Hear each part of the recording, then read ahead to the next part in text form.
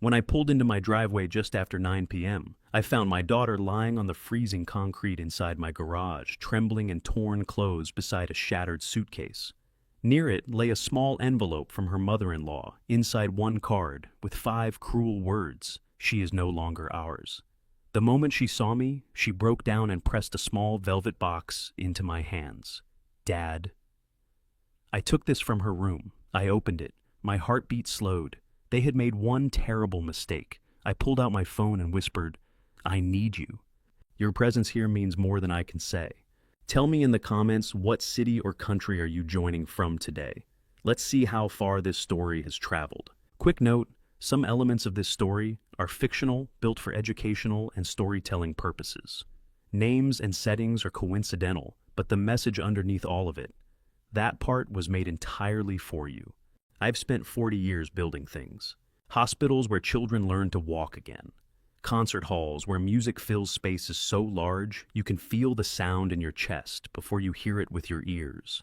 Bridges that carry 30,000 cars a day over rivers that would swallow a man whole. I built all of those things with these hands, rough hands, scarred hands that know the difference between a wall that will stand for a century and one that will crack by spring. I thought I knew everything about foundations. I was wrong. The drive back from Delaware River takes about 2 hours on a clear night. That Tuesday in November, with the rain coming down, the way it does in Philadelphia, when the season finally decides it's done pretending to be autumn, it took me closer to 3. I didn't mind. After 5 days of fishing and not much else, I was in the kind of quiet mood that a man my age learns to appreciate the radio, off just the sound of the wipers and the wet road, and the particular satisfaction of knowing you're heading home. I'm Walter Hale, 68 years old, retired contractor widower, and as of that Tuesday night, the most unprepared man in the state of Pennsylvania. My house on Cranford Street in Chestnut Hill is a small red brick colonial, nothing like the buildings I spent my career constructing, but solid. My wife Margaret and I bought it in 1987, when Caroline was barely a year old. Margaret passed 10 years ago. Since then, it's been just me, the house and the garage where I keep my tools and my woodworking table and the scale models of buildings I built over the years that I never quite got around to throwing away. I pulled into the driveway at 9:14 that night. I remember the exact time because I glanced at the dashboard clock and thought to myself later than I planned, but not too late for a bowl of soup and a decent night's sleep. Then I noticed the garage door. It was open, not all the way, just a few inches, a thin line of yellow light spilling out onto the wet driveway. I always close that garage door. I have closed it every single night for 35 years. It's the kind of habit that becomes muscle memory, the same way a carpenter always puts his level back in the same pocket. I cut the engine and sat there for a moment, rain drumming on the roof of the truck. Could be nothing, I told myself. Could be that I'd been distracted when I left 5 days ago and simply forgot. But I've been in construction long enough to know that when something looks wrong, it usually is. I grabbed my rain jacket off the passenger seat and walked toward the garage. I pushed the door open slowly, the hinges giving that familiar low groan they'd had for years. The light from the single overhead bulb hit me first, then the smell of wet concrete and something else, something I couldn't name right away, but that made the hairs on the back of my neck stand up straight. Then I saw her. My daughter was lying on the garage floor between my old truck and the back wall, curled on her side, with her knees drawn up to her chest. She was wearing what had once been a white blouse and dark trousers, the kind of clothes you'd wear to a formal dinner. The blouse was torn at the shoulder and smeared with something dark. Her hair was plastered to her face with rain. A broken suitcase lay on its side 2 feet away from her clothes, spilling out of it onto the concrete like it had been thrown rather than placed. "Caroline." My voice came out strange, thin, like air escaping a pipe under pressure. She didn't move. I crossed the garage in 4 steps and dropped to my knees beside her, my joints protesting in the way they always do now, and I put my hand on her shoulder. She flinched so hard she nearly rolled away from me, a sharp cry escaping her throat, the sound of someone whose body has learned to expect pain from any unexpected touch. "Caroline, it's me. It's Dad." She turned her face toward me, and I felt my chest do something it hasn't done since the day the doctor told me Margaret wasn't going to make it. It just dropped, like a stone thrown into still water. My daughter's left eye was swollen nearly shut. There was a cut above her cheekbone, dried blood tracing a dark line down the side of her face. Her lower lip was split, and her arms, when she reached for me, Both of them were covered in bruises in different stages of healing. Yellow ones, green ones, deep purple ones that were fresh. This had not happened in one night. These marks told the story of weeks, maybe months. "Dad!" she said, and her voice was barely a sound at all. It was more like the shape of my name made out of breath. Then she started to cry, not gently, not the quiet crying of someone trying to hold themselves together. She cried the way a person cries when they've been holding everything in for so long that when it finally breaks, it breaks completely, great heaving sobs that shook her whole body, her hand gripping the front of my rain jacket with a strength that surprised me. I pulled her against me and held her there on the cold garage floor, her tears soaking through my jacket. And I did not say a single word because there was nothing in the English language adequate to that moment. After a while, when the sobs began to slow, I became aware of a small cream-colored envelope on the concrete beside the broken suitcase. It had fallen face up. The handwriting on the front was precise and ornate, the kind of penmanship that belongs to a certain generation of wealthy women who were taught that even their letters should project authority. I reached for it with my free hand and opened it. Inside was a single card, 5 words written in the same precise hand. "She is no longer ours." No signature, no explanation. Just those 5 words and the faint scent of expensive perfume. I read it twice. My jaw tightened, my hand tightened around the card. Then very deliberately I folded it in half and placed it in the breast pocket of my flannel shirt against my chest over my heart. Not because I wanted to keep it, because I knew with a certainty I cannot fully explain that one day I was going to need it. "Can you stand?" I asked Caroline quietly. "I think so." Her voice was steadier now, though her whole body was still trembling. "Then let's get you inside."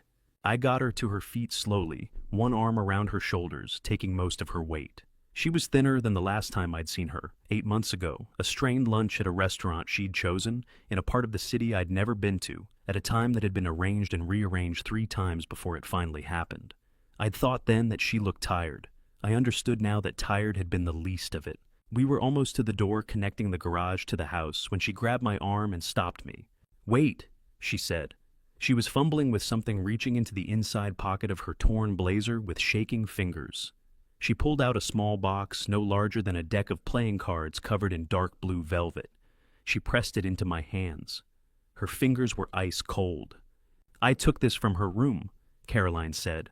Her eyes, the one that was fully open and the one that was barely a slit, were both fixed on my face with an urgency that cut right through me. "I don't know exactly why. Something told me it mattered, Dad. Something told me it was important." I looked down at the box in my hands. It was light. Whatever was inside it wasn't jewelry. "Come inside first," I said. "We'll look at it together." But as I helped her through the door and into the warmth of the house, I already knew that whatever was in that blue velvet box was going to change everything. In 40 years of construction, I'd learned to read a building before I ever set foot inside it. And everything about this night, the broken suitcase, the 5 words on that card, my daughter's bruised arms, and the desperate way she'd pressed that small box into my hands, told me that what I was looking at was not a house in need of repair. It was a structure that had been rotting from the inside for a very long time. Edmund Cross picked up on the second ring. "Walter?" His voice was the same as it had been for 40 years. Steady, unhurried, the voice of a man who had delivered bad news and good news in equal measure, and had learned that tone matters more than words. "It's past 10 o'clock. "I know," I said. I was standing in the kitchen doorway, keeping one eye on Caroline, where she sat on the living room couch wrapped in the old wool blanket I'd pulled from the hall closet. "I need you to come to the house, Edmund. Tonight. Now." A pause, not hesitation. Edmund Cross did not hesitate. It was the pause of a man recalibrating. How bad? I looked at my daughter, at the swelling around her eye, at the way she held her ribs when she breathed like each inhale was a negotiation with pain. "Bad enough that I'm calling you instead of 911, I said. 20 minutes, he said, and hung up. Edmund Cross and I had met in the autumn of 1978 at a trade school in South Philadelphia, 2 young men from working-class families trying to build something out of nothing. I went into construction. Edmund, who had steadier hands and more patience than anyone I'd ever met, went into medicine. He'd been a private practice physician in Rittenhouse Square for over 30 years, the kind of doctor that wealthy Philadelphia families kept on retainer for situations they didn't want documented in a hospital system. I had never needed him that way before. I was grateful for the first time that I knew someone who understood discretion. He arrived in 19 minutes. I met him at the door and gave him the short version: daughter injuries, duration, unknown, no emergency services. He nodded once, set his bag on the hall table, and went straight to Caroline without waiting to be introduced. "I'm Edmund," he said, crouching down to her eye level with the ease of someone who had done this 10,000 times. "I'm a friend of your father's. I'm going to take a look at you if that's all right." Caroline looked at me over Edmund's shoulder. I gave her a small nod. "Okay," she said. What followed was one of the hardest 20 minutes of my life. I stood in the doorway of my own living room and watched Edmund work gently, methodically, his expression professionally neutral, even as the examination revealed things that made my back teeth press together so hard my jaw ached. "Deep breath for me," Edmund said quietly. Caroline inhaled and then made a sound that hit me somewhere behind the sternum. A short, involuntary sound, barely a gasp, the kind a person makes when they've learned to swallow pain, but occasionally it gets the better of them. "One rib, possibly two," Edmund said, still in that calm voice. "Cracked, not broken through. It hurts considerably, but it won't puncture anything." He moved on. "This bruising on her arms, these are at least 3 different stages of healing. The oldest ones are 4 to 6 weeks. The newest ones are within the last 48 hours. "She wasn't in an accident," I said. "It wasn't a question." Edmund looked at me steadily. "No, Walter, she was not in an accident." Caroline's eyes filled with tears at that, not from pain, I thought, but from something else, from being seen, from having someone say plainly and without flinching what had been happening to her body, because perhaps no one had ever said it out loud before. "I'm going to give you something for the pain," Edmund told her. "And I want you to sleep. Your body needs it." He opened his bag and prepared a mild prescription-strength anti-inflammatory, combined with a muscle relaxant. Nothing that would cloud her mind, just enough to let her rest, without the pain keeping her awake. Caroline grabbed his wrist before he could stand up. "Is my father going to call the police?" she asked. Her voice was raw, but her eyes were sharp. "Because if he does, they'll contact Arthur, and Arthur will tell his mother, and she'll—" Her voice cracked. She pressed her lips together, fighting for control. "She has lawyers, Edmund, lawyers who have been preparing paperwork for months. If she finds out where I am before my father has a chance to—" "No police tonight," I said from the doorway. "I promise you." She looked at me. Her good eye was bright with tears that she was refusing through sheer force of will to let fall. "You promise?" "I promise." She released Edmund's wrist and leaned back against the couch cushions, her breath coming in the careful, shallow rhythm of someone managing pain, one inhale at a time. Edmund packed his bag and followed me to the kitchen. He put his hands flat on the counter and looked at me the way old friends look at each other when there's something difficult that needs to be said. "Walter." His voice had lost the professional smoothness. This was just Edmund now, the 20-year-old kid I'd shared a thermos of bad coffee with on cold mornings 40-some years ago. "Whatever is going on with that family, you need to be careful. The kind of damage I just documented doesn't happen in a household where people are going to let things go quietly." "I know," I said. "Do you have any idea what you're walking into?" I looked at the blue velvet box sitting on the kitchen table, where I'd set it when I brought Caroline inside. Small, unassuming, closed. "Not yet," I said, "but I'm about to find out." Edmund left 15 minutes later with instructions to call him at any hour and a promise that he would document everything he'd observed tonight in his private records, unofficial, protected by patient confidentiality, but thorough. The kind of documentation that could become useful later, he said, in ways he didn't specify. I appreciated that he didn't ask me to explain what later might mean.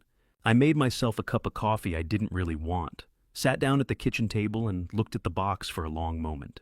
Caroline had risked something to bring it out of that house. I understood that instinctively. Millicent Ashford was not a woman who left important things accessible by accident. Whatever Caroline had found, she had found it carefully, and she had hidden it on her person when she left, because she'd understood even in the chaos of that night that it mattered. Millicent had not searched her. I would find out later that this was consistent with the woman's personality. She was so certain of her own control, so thoroughly convinced that Caroline was broken and powerless, that the idea of her walking out the door with anything of consequence simply hadn't occurred to her. That arrogance, I would come to understand, was the first crack in the foundation. I opened the box. No jewelry, no cash. Inside, nestled in the velvet lining, was a small black USB drive, and beneath it, folded into thirds, a document, several pages printed on heavy paper, bearing the letterhead of Pierce & Associates, a law firm I didn't recognize, with a Philadelphia address. I unfolded the pages and began to read. The legal language was dense, but I'd spent 4 decades reading contracts, and I knew how to find the operative words. I found them on the first page in the 3rd paragraph in language that was precise and cold and absolutely clear about its intention. Petition for involuntary psychiatric commitment. Caroline Hale Ashford, submitted to the Court of Common Pleas, Philadelphia County. I read the phrase twice. Then I read the rest of the document. In the state of Pennsylvania, a person can be involuntarily committed to a psychiatric facility if 2 licensed physicians certify that they pose a danger to themselves or others, or are so mentally incapacitated that they cannot care for themselves. The process, once initiated with proper documentation, moves quickly through the courts, and once a person is declared legally incompetent, unable to manage their own affairs, a designated trustee can assume control of their financial assets. The designated trustee listed on page 4 was Millicent Ashford. The financial assets in question included a trust fund established by Caroline's grandfather, a trust that, according to the documents, was currently valued at $4.7 million. My daughter had not been thrown out of that house. She had escaped it. I sat at my kitchen table with that document in my hands and felt something move through me that I hadn't felt since I was a young man, something hot and controlled and very, very focused. Not panic, not grief. Something older and more useful than either. I picked up my phone and scrolled to a number I hadn't dialed in almost 2 years. It rang 3 times. "Barnett," I said when the line connected. "It's Walter. I need you." Barnett Cole arrived at my front door at 11:23 that night, carrying a battered leather laptop bag, a thermos of black coffee, and an expression that told me he had already decided somewhere between his house in Germantown and mine in Chestnut Hill that whatever I needed him for was serious enough to skip the pleasantries. He was 70 years old, 2 years older than me, with the kind of lean, angular face that gets more angular with age rather than softer. His hair had gone completely white sometime in his 60s, and he kept it cut short, almost military. He was wearing a flannel shirt tucked into dark trousers, the clothes of a man who had been awake when I called, not sleeping. Barnett Cole had spent 30 years as a senior investigator with the Internal Revenue Service Financial Crimes Division, working out of the Philadelphia field office. In that time, he had helped build cases against 3 separate organized crime networks that used legitimate businesses to launder money, dismantled a Ponzi scheme that had defrauded 400 retirees out of their life savings, and personally testified before Congress twice on the methods used to hide money inside complex corporate structures. When he retired 5 years ago, the special agent in charge of the Philadelphia office said at his farewell dinner that Barnett Cole had forgotten more about following a money trail than most investigators would ever learn. He had also been the best man at my wedding 39 years ago, and he made terrible coffee. "Oh, show me," he said, stepping inside without waiting to be invited the same way he always had. I showed him. We sat at the kitchen table, me on one side, Barnett on the other, the USB drive, and the document spread between us. Caroline was asleep on the living room couch, the medication Edmund had given her, doing its work. Barnett read through the legal documents first, slowly, his reading glasses perched on the end of his nose, one finger moving along each line. He did not speak. He did not react visibly. After 25 years of working financial crimes, Barnett had developed the ability to process disturbing information the way a surgeon processes the sight of an open wound with full attention and no wasted emotion. When he finished, he set the papers down and held out his hand for the USB. "Ain't laptop," he said.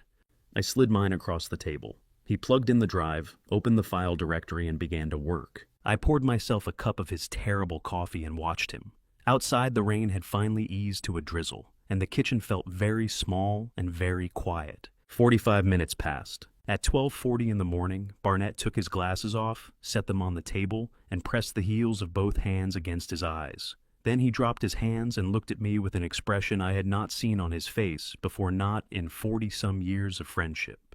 It was the expression of a man who has found something worse than he expected to find. "Walter," he said. His voice was low, careful. "The money coming out of Caroline's accounts, it's not going to one place. It's going to a shell company. Registered in the Cayman Islands, incorporated under a nominee director, no publicly listed beneficial owner. He paused.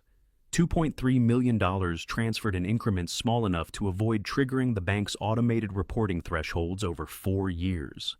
My jaw tightened. Can you trace it back?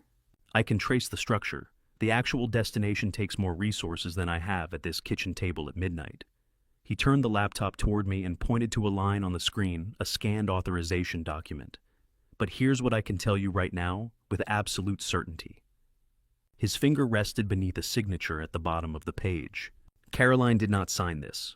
I leaned forward and looked at the signature. To an untrained eye, it looked convincing. The right general shaped the right letter formations. But Barnett had spent 3 decades examining forged signatures on financial documents. How can you tell? I asked. 3 things, he said, and his voice took on the precise instructional quality it always did when he was in professional mode. First, the pen pressure is too consistent. Real signatures have natural variation, heavier in some strokes, lighter in others, because the hand moves at different speeds. This is too uniform. Someone traced it carefully, probably from a sample. He pointed to another detail. Second, the baseline drift. When a person signs their own name, the signature sits naturally on the line. When someone copies a signature, they tend to follow the line too precisely. Third, there's a slight hesitation mark at the start of the capital C.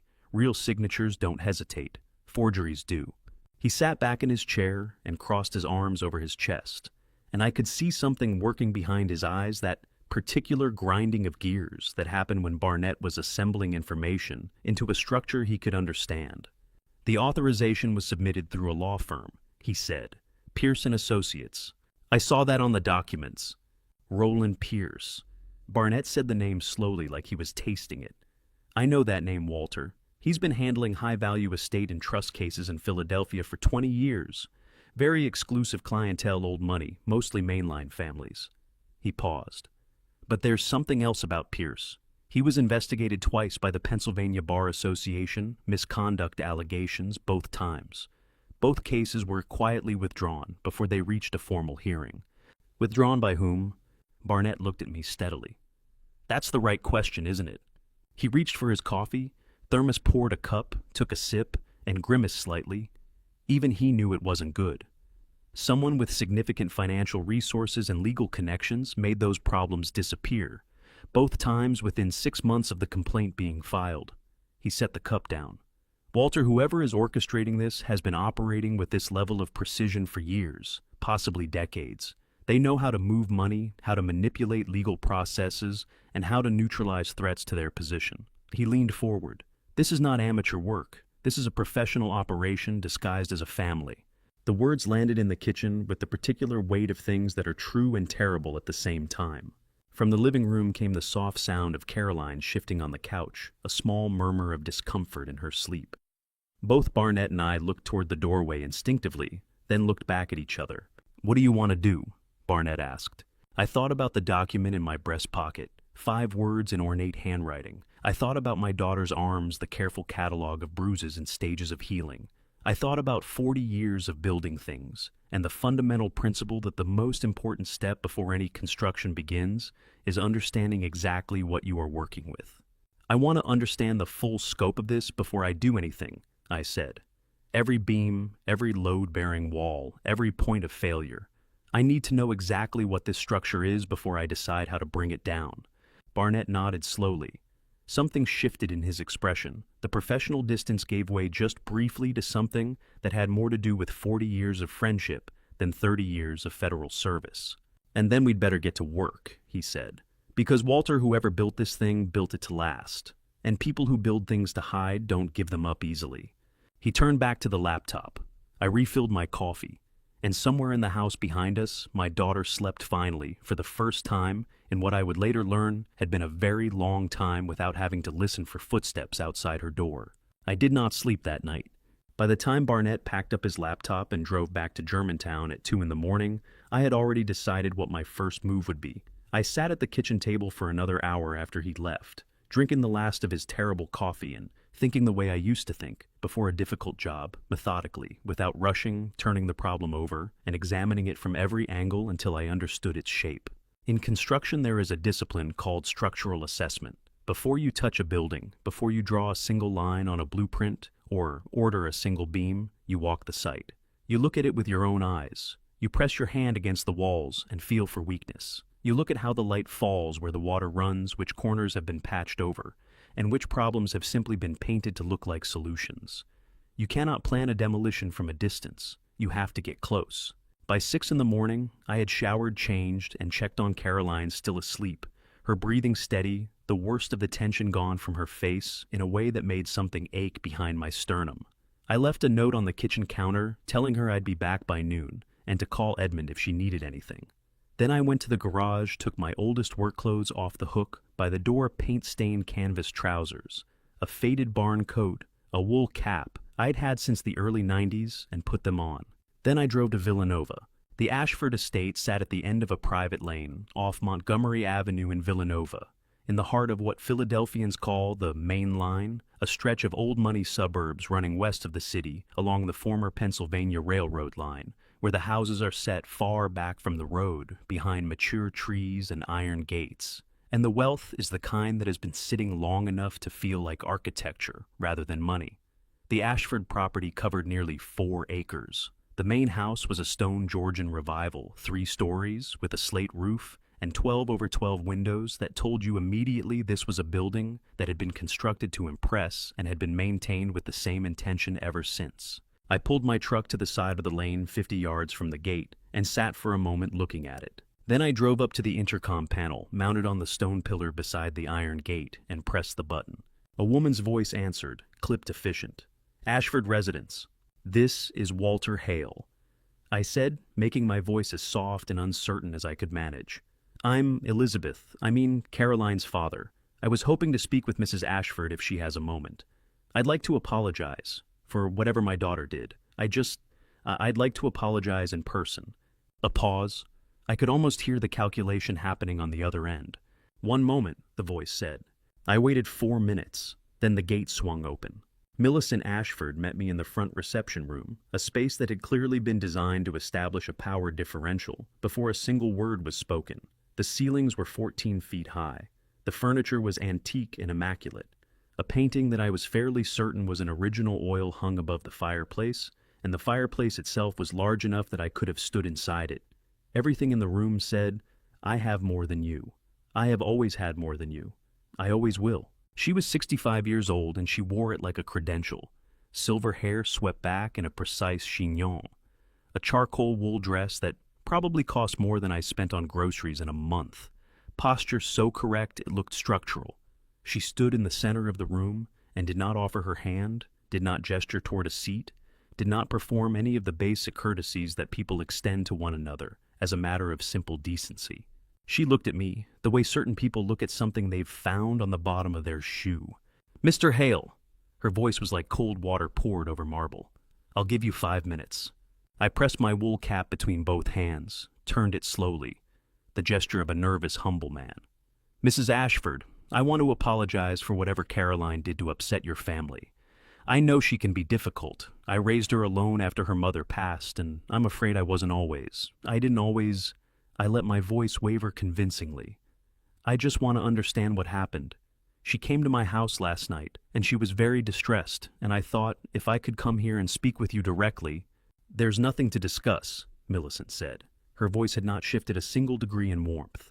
Caroline made choices that were incompatible with membership in this family. Those choices had consequences. I would have thought that was self-explanatory. Of course. I nodded, eyes slightly downcast, still turning the cap in my hands. She's my daughter, Mrs. Ashford. I'm sure you understand as a mother. What I understand, she said, her voice dropping to something sharper, is that your daughter was given every advantage this family could offer, and she responded with instability, ingratitude, and behavior that I will not detail to you.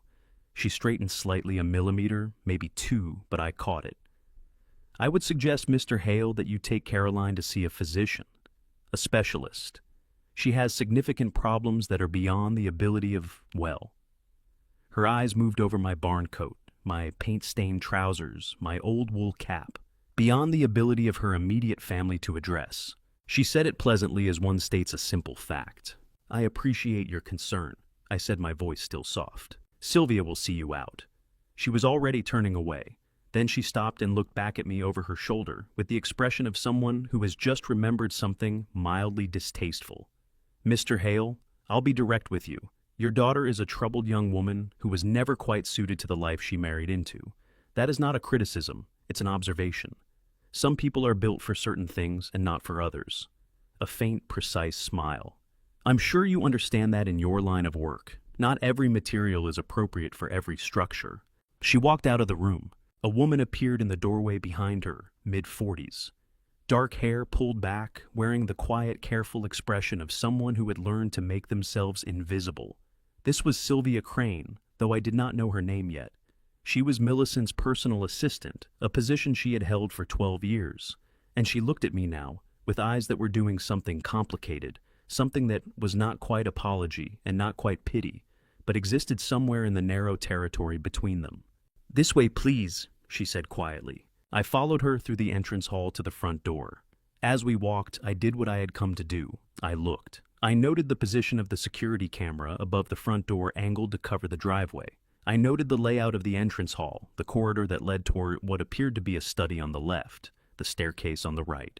I noted the schedule board mounted discreetly near the kitchen entrance, handwritten in Millicent's precise script appointments for the week, including a notation for Sunday St. Andrew's 11 o'clock. Every Sunday without fail, Sylvia would later confirm. Church then, a reception that typically ran 90 minutes. 2.5 hours. When I reached my truck and sat behind the wheel, I did not drive away immediately. I sat there looking at the gate as it closed behind me, and I felt the particular focused calm that always came over me in the moment before a major project began, when the planning was done and the action was about to start. Millicent Ashford had looked at me and seen a worried old man in dirty work clothes. She had seen someone beneath her notice, someone whose grief and confusion she could dismiss in 4 minutes without a second thought. She had not seen someone who had spent 40 years learning how buildings fail. "Thank you, Mrs. Ashford," I said quietly to the closed gate. "You just showed me exactly where to look."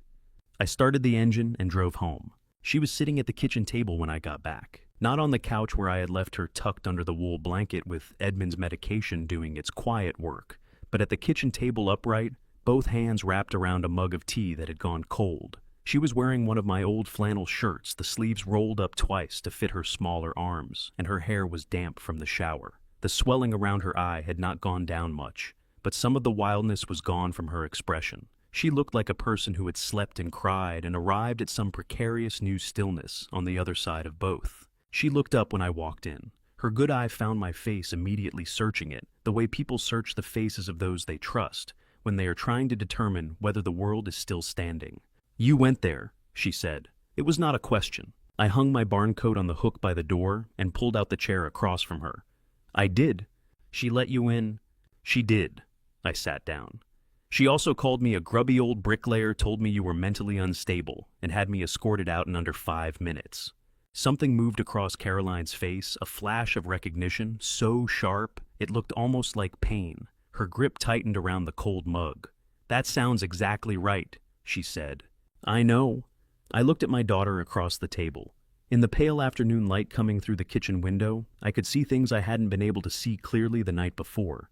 The way she held herself, slightly turned inward, shoulders angled forward as if she had spent years making herself smaller. The particular stillness of someone who had learned that moving too suddenly attracted attention. "Caroline, I need you to tell me what happened in that house. Not the last night, all of it. From the beginning."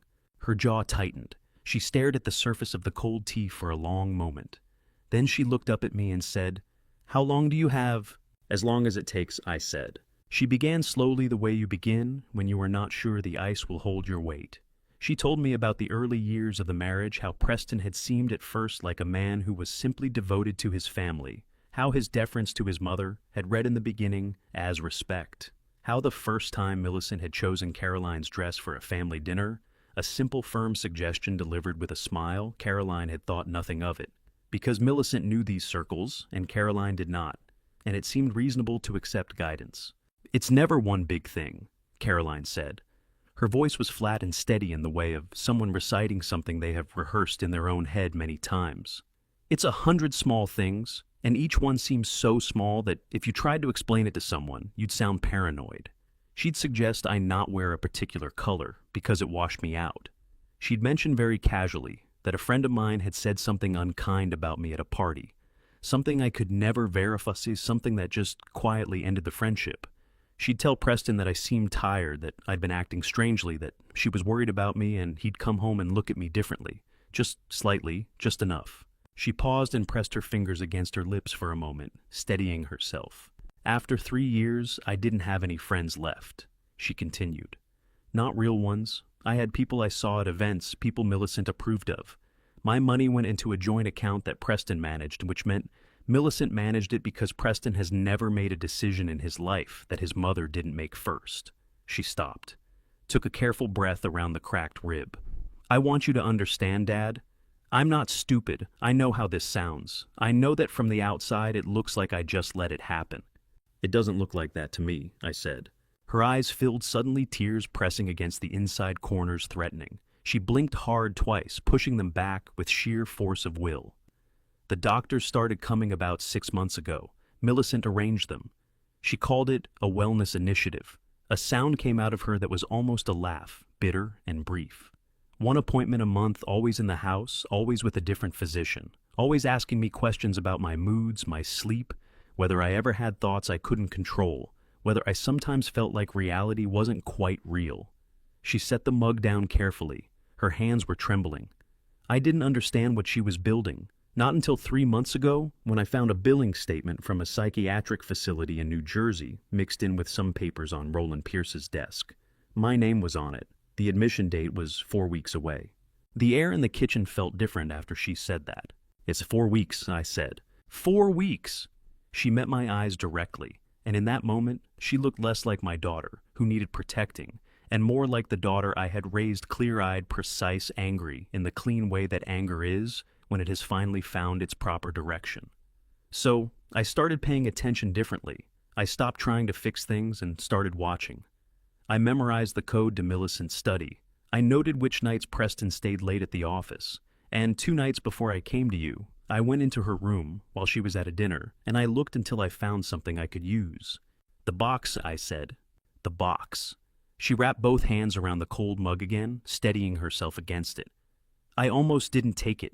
I kept thinking, what if she notices? What if this makes everything worse? And then I thought, her voice broke, just slightly, just enough to let me hear what was underneath it. I thought if I leave without it, I leave with nothing.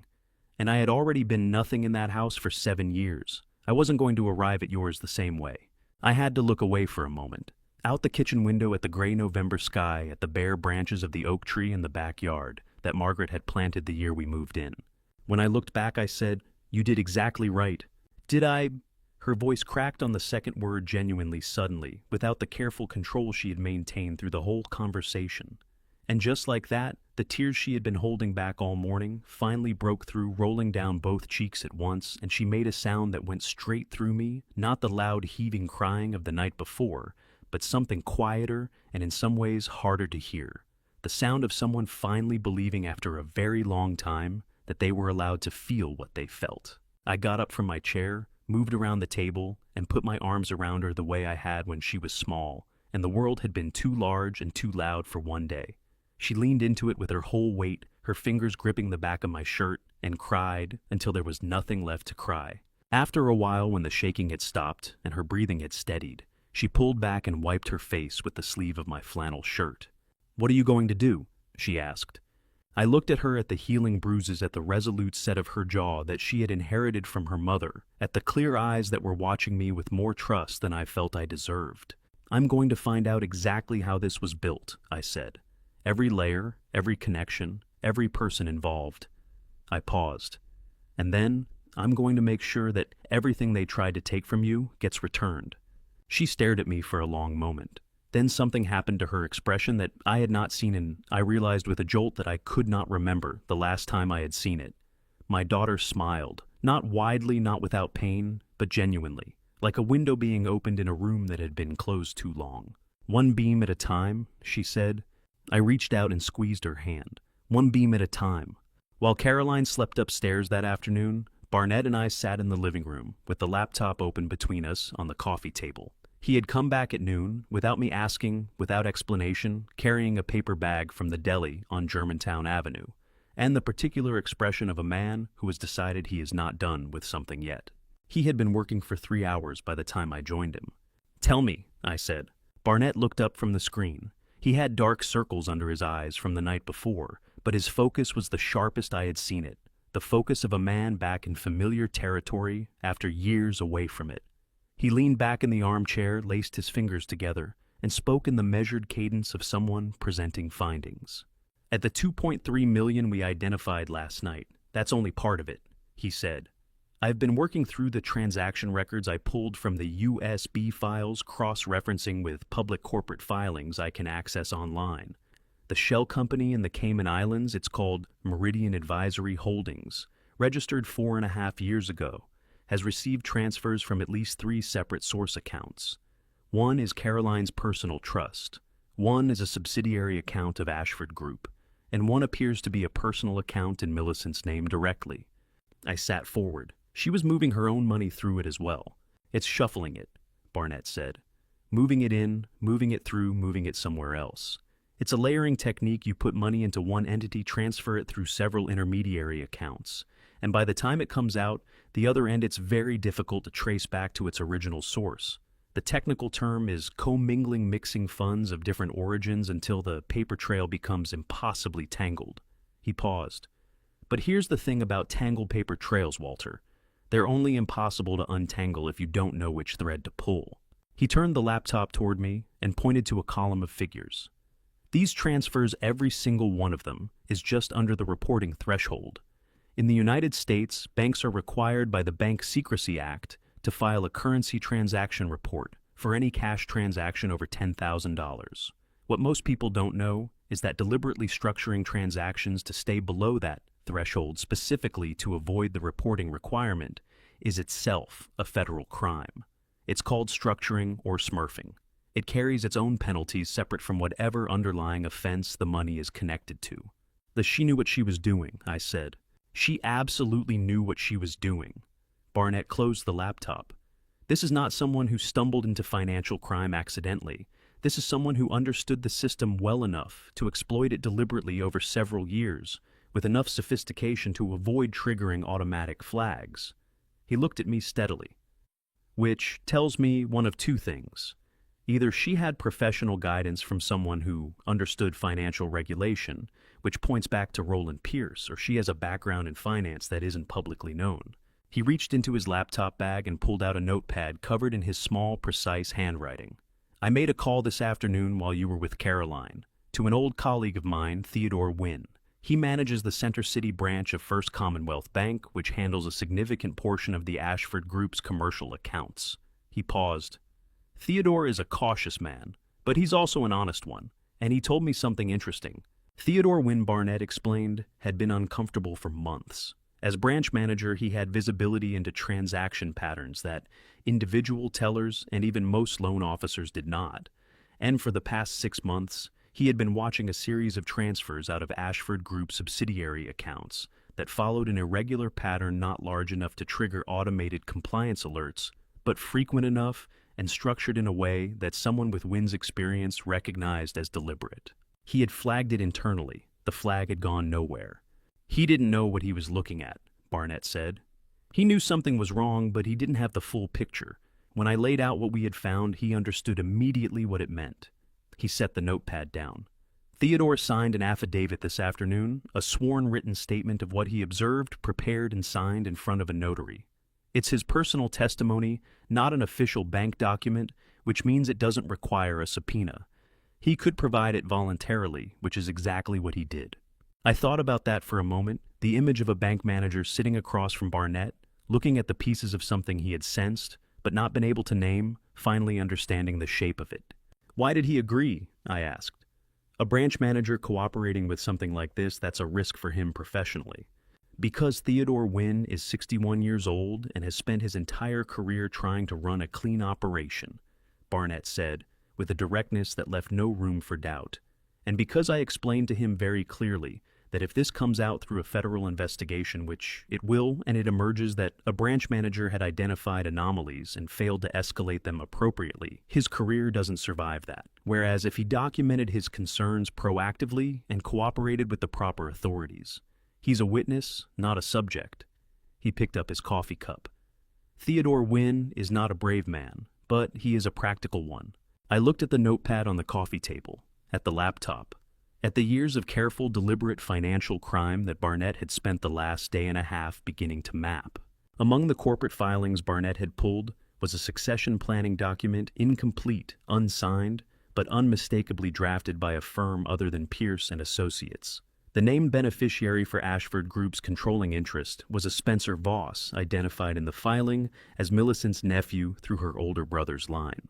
Barnett had flagged it without comment, circling the name twice in his precise handwriting and placing a question mark beside it. "You said proper authorities?" I said.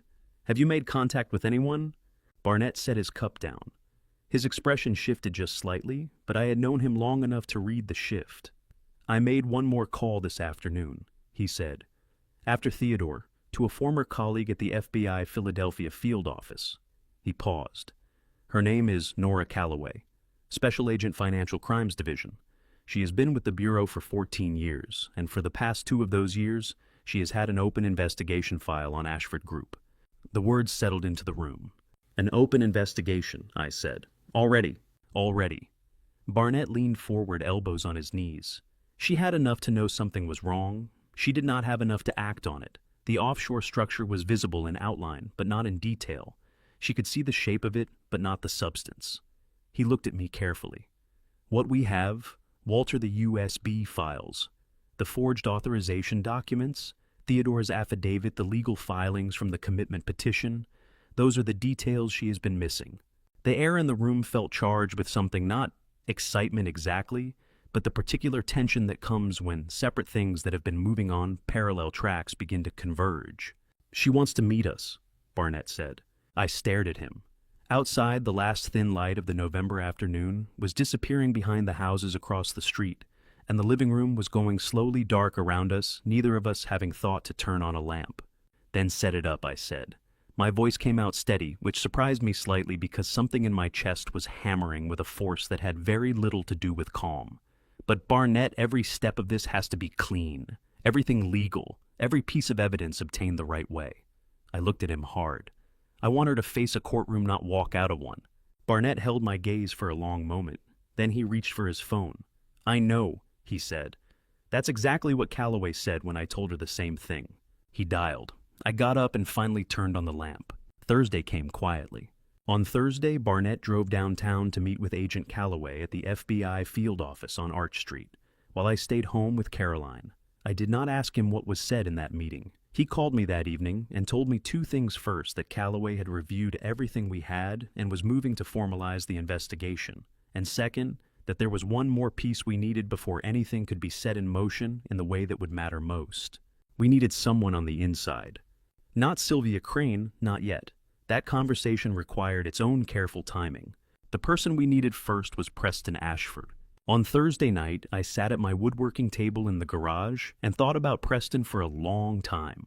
I had met him perhaps a dozen times over the 7 years of his marriage to Caroline at holiday gatherings, at the occasional dinner that Millicent had organized, and that I had been permitted to attend twice at charity events where I had stood at the edge of the room in my good sport coat and watched my son-in-law work the crowd with the practiced ease of someone who had been trained for exactly this environment since childhood. Preston Ashford was 38 years old and looked younger, the particular youthfulness of a man whose life had never required him to carry anything heavy. He was handsome in an unremarkable way, well-dressed always, and possessed of a social fluency that could easily be mistaken for genuine warmth. In all the time I had known him, I had never once seen him make a decision independently. Not a restaurant, not a conversation topic, not an opinion about anything that mattered. Every position he held had been arrived at via his mother first. I did not hate Preston Ashford. That surprised me, actually. I had expected to. When I lay awake in the nights after Caroline came home and thought about what had happened to her in that house. But the bruises on my daughter's arms had not been put there by Preston's hands. They had been put there by years of living in an environment that Millicent had engineered and Preston had been living in that environment since birth. He was not innocent, but he was something more complicated than guilty. He was useful, and he was frightened. I bought a prepaid phone at a drugstore on Friday morning, drove to Reading Terminal Market, found a seat at the counter of the Dutch eating place in the center of the market, and sent a text to Preston's personal number, a number I had found years ago in an old address book of Caroline's that she had left behind at my house. I know about Spencer Voss, Reading Terminal Market, Dutch eating place counter, Friday 9 a.m., come alone.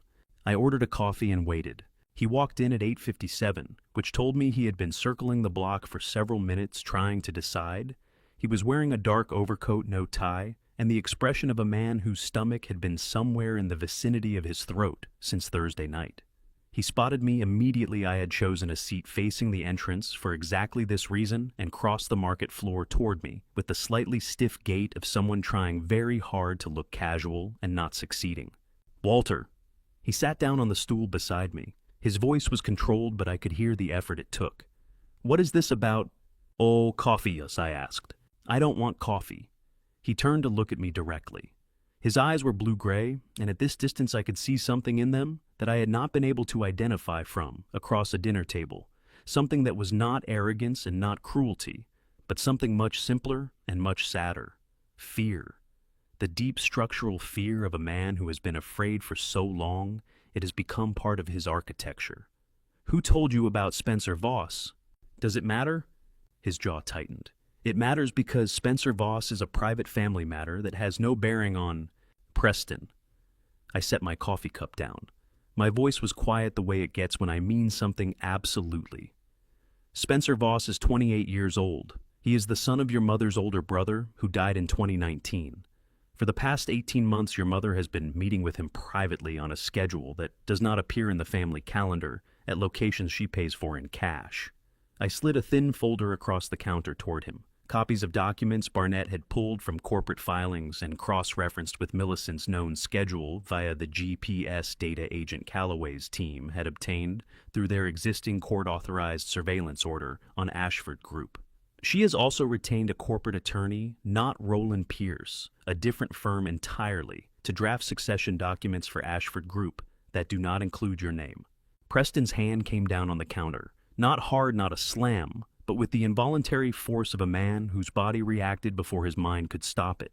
He stared at the folder without opening it. Succession planning in a private corporation is a legal and common practice. I continued, keeping my voice even.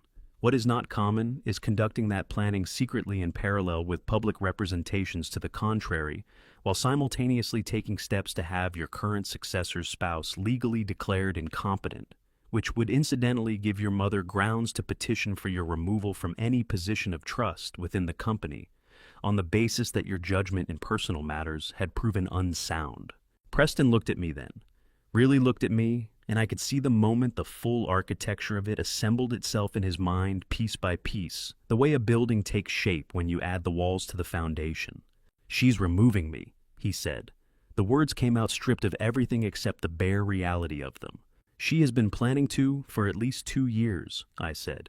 Caroline was not the target, Preston. Caroline was the mechanism, destabilizing your marriage, establishing a pattern of instability, building a paper trail that called her mental competence into question. All of it was designed to give your mother the legal and social grounds to make a move that she has wanted to make for a long time." He pressed the heels of his hands against the edge of the counter. His knuckles went pale. A vendor 20 feet away was calling out prices for apple cider. Somewhere behind us, a child was laughing at something loud and uncomplicated. The ordinary sounds of an ordinary Friday morning, entirely indifferent to the thing that was collapsing at this counter. "Why are you telling me this?" Preston's voice had changed. The social smoothness was entirely gone. This was what was underneath it, something rawer and more genuine, a man in his late 30s, confronting the possibility that the ground he had been standing on his entire life was not ground at all. "Because I need something from you," I said, "and because you need something from me." He stared at the folder under his hand. After a moment, he opened it. He read slowly, going back over certain lines more than once, his breath coming in careful, controlled increments. When he finished, he closed it again. "What do you need?" he said. I did not answer him right away. Instead, I raised one finger toward the woman behind the counter, who refilled my coffee without being asked the particular competence of someone who has worked the same counter long enough to read the room. I waited until she moved away. Then I looked at Preston Ashford with the same directness I used when I was about to tell a client something they needed to hear but would not enjoy. Before I answer that, I said, I want you to understand something. I'm not here to destroy you. I'm not here to punish you. What happened to Caroline in that house, I believe you know somewhere that it was wrong. I also believe that knowing something is wrong and having the capacity to stop it are two different things when the person doing it is the person who taught you what the world was supposed to look like. Preston's hands were still flat on the counter. The knuckles had gone from pale back to their normal color, but there was a rigidity in his posture that told me the effort of holding himself together was considerable. She's my mother, he said. The words came out stripped of defense, not an excuse, just a fact he was trying to hold on to, the way a drowning man holds on to something even when he knows it won't keep him above water. I know she is, I said, and I know that doesn't make this simple. But Preston, in the last 48 hours, I have sat across from my daughter and listened to her describe 7 years of systematic isolation, manipulation, and physical harm that occurred inside the house where you both lived. She has a cracked rib. She has bruises in 4 different stages of healing. My voice stayed level, but I felt every word land with its full weight. I'm not going to sit here and pretend that I think you were unaware of all of it. Preston made a sound in his throat that was not quite a word. His jaw worked for a moment. Then he said in a voice that had gone rough at the edges, I didn't know about the rib, but you knew about other things. He did not answer, which was itself an answer. I let that sit for a moment. Around us the market moved and breathed a vendor calling out the price of kettle corn, 2 women laughing at something near the flower stall, the smell of coffee and fresh bread, and the particular warmth of a large indoor space full of people, all of it continuing indifferent. Here is your situation, as I understand it, I said. Your name appears on documents authorizing financial transfers that a forensic accountant has identified as fraudulent. Whether you signed them knowingly or under instruction, your signature is on them. When this investigation becomes public, and it will become public, Preston, there is an FBI agent who has been building a case on your family's financial practices for 2 years. Your cooperation now is the difference between being treated as a witness and being treated as a subject. Preston turned to look at me. His eyes were red at the corners, not from tears, but from the particular strain of a man who had not slept properly in 2 days and was now confronting something he could not look away from any longer. A witness, he said slowly. A cooperation agreement with federal investigators protects you in 2 ways, I said. First, it demonstrates that you came forward voluntarily, which courts weigh heavily in determining culpability. Second, it gives you standing to negotiate the terms of your involvement before charges are formally filed rather than after. Once an indictment is issued, that window closes. I paused. Your lawyer will tell you exactly the same thing. I'd encourage you to call them today. Something moved across Preston's face, the specific expression of a man who has just heard information he cannot unknow and is reorganizing himself around it. His shoulders dropped a fraction of an inch. The rigidity in his posture shifted into something different, not relaxation, but the particular heaviness of a decision being made. What do you need from me? He said again. But the question meant something different now than it had 2 minutes ago. It was no longer a challenge. It was a genuine inquiry. Access, I said. Your mother keeps a safe in her study, bottom left corner of the room behind the painting of the Delaware River. Preston's breath caught an involuntary sound, quickly controlled. You know what's in it, I said, not a question. I know it exists, he said carefully. I've never been permitted in her study without her present. The combination, I said. He stared at the counter for a long moment. I watched his face, and I saw the exact moment the last internal argument resolved itself, the moment a man decides that the thing he has been protecting is not worth the cost of protecting it anymore. He reached for a paper napkin from the dispenser on the counter, picked up the pen from his inside coat pocket, a good pen, the kind bought as a gift and used every day. And he wrote 6 numbers on the napkin in a clear, steady hand. He slid it across the counter to me without looking up. I didn't ask how he had the combination. He offered it unprompted, the way people offer things they have been holding on to against the possibility that they might one day need to hand them over. Later, he would tell Calloway's team that Millicent had given it to him 3 years ago during a period when she had been briefly hospitalized and needed him to access estate documents on her behalf. She had never changed it. That too was consistent with who she was, certain to the end that no one around her would dare. "Sunday," he said quietly. "She attends the 11 o'clock service at St. Andrew's. The reception afterward runs at least 90 minutes, sometimes 2 hours. He paused. "Sylvia has a key to the side entrance." I folded the napkin and put it in my breast pocket beside the other piece of paper that lived there. "Thank you, Preston." He picked up the folder I had brought and held it in both hands for a moment, looking at it, this thin collection of pages that had dismantled something he had spent 38 years believing was solid. Then he set it back on the counter and pushed it toward me. "Keep it," he said. "I don't want it in my house." He stood up, buttoning his coat with hands that were not quite steady. "Walter." He stopped, did not turn around. His voice when he spoke had the quality of something that had been held underwater for a very long time and was only now breaking the surface. I didn't protect her. I knew things were wrong, and I told myself it wasn't as bad as it seemed, because believing that was easier than the alternative. He paused. "I'm sorry. For whatever that's worth." I looked at the back of his coat at the set of his shoulders. "It's worth something," I said. "Make sure your next actions are worth more." He walked out through the market entrance without looking back. I watched him go past the flower stalls and the pretzel vendor, and the families with strollers, and the ordinary Friday morning commerce of people who had no idea that anything important had just happened, and then he was gone. I sat at the counter for another few minutes, finishing my coffee.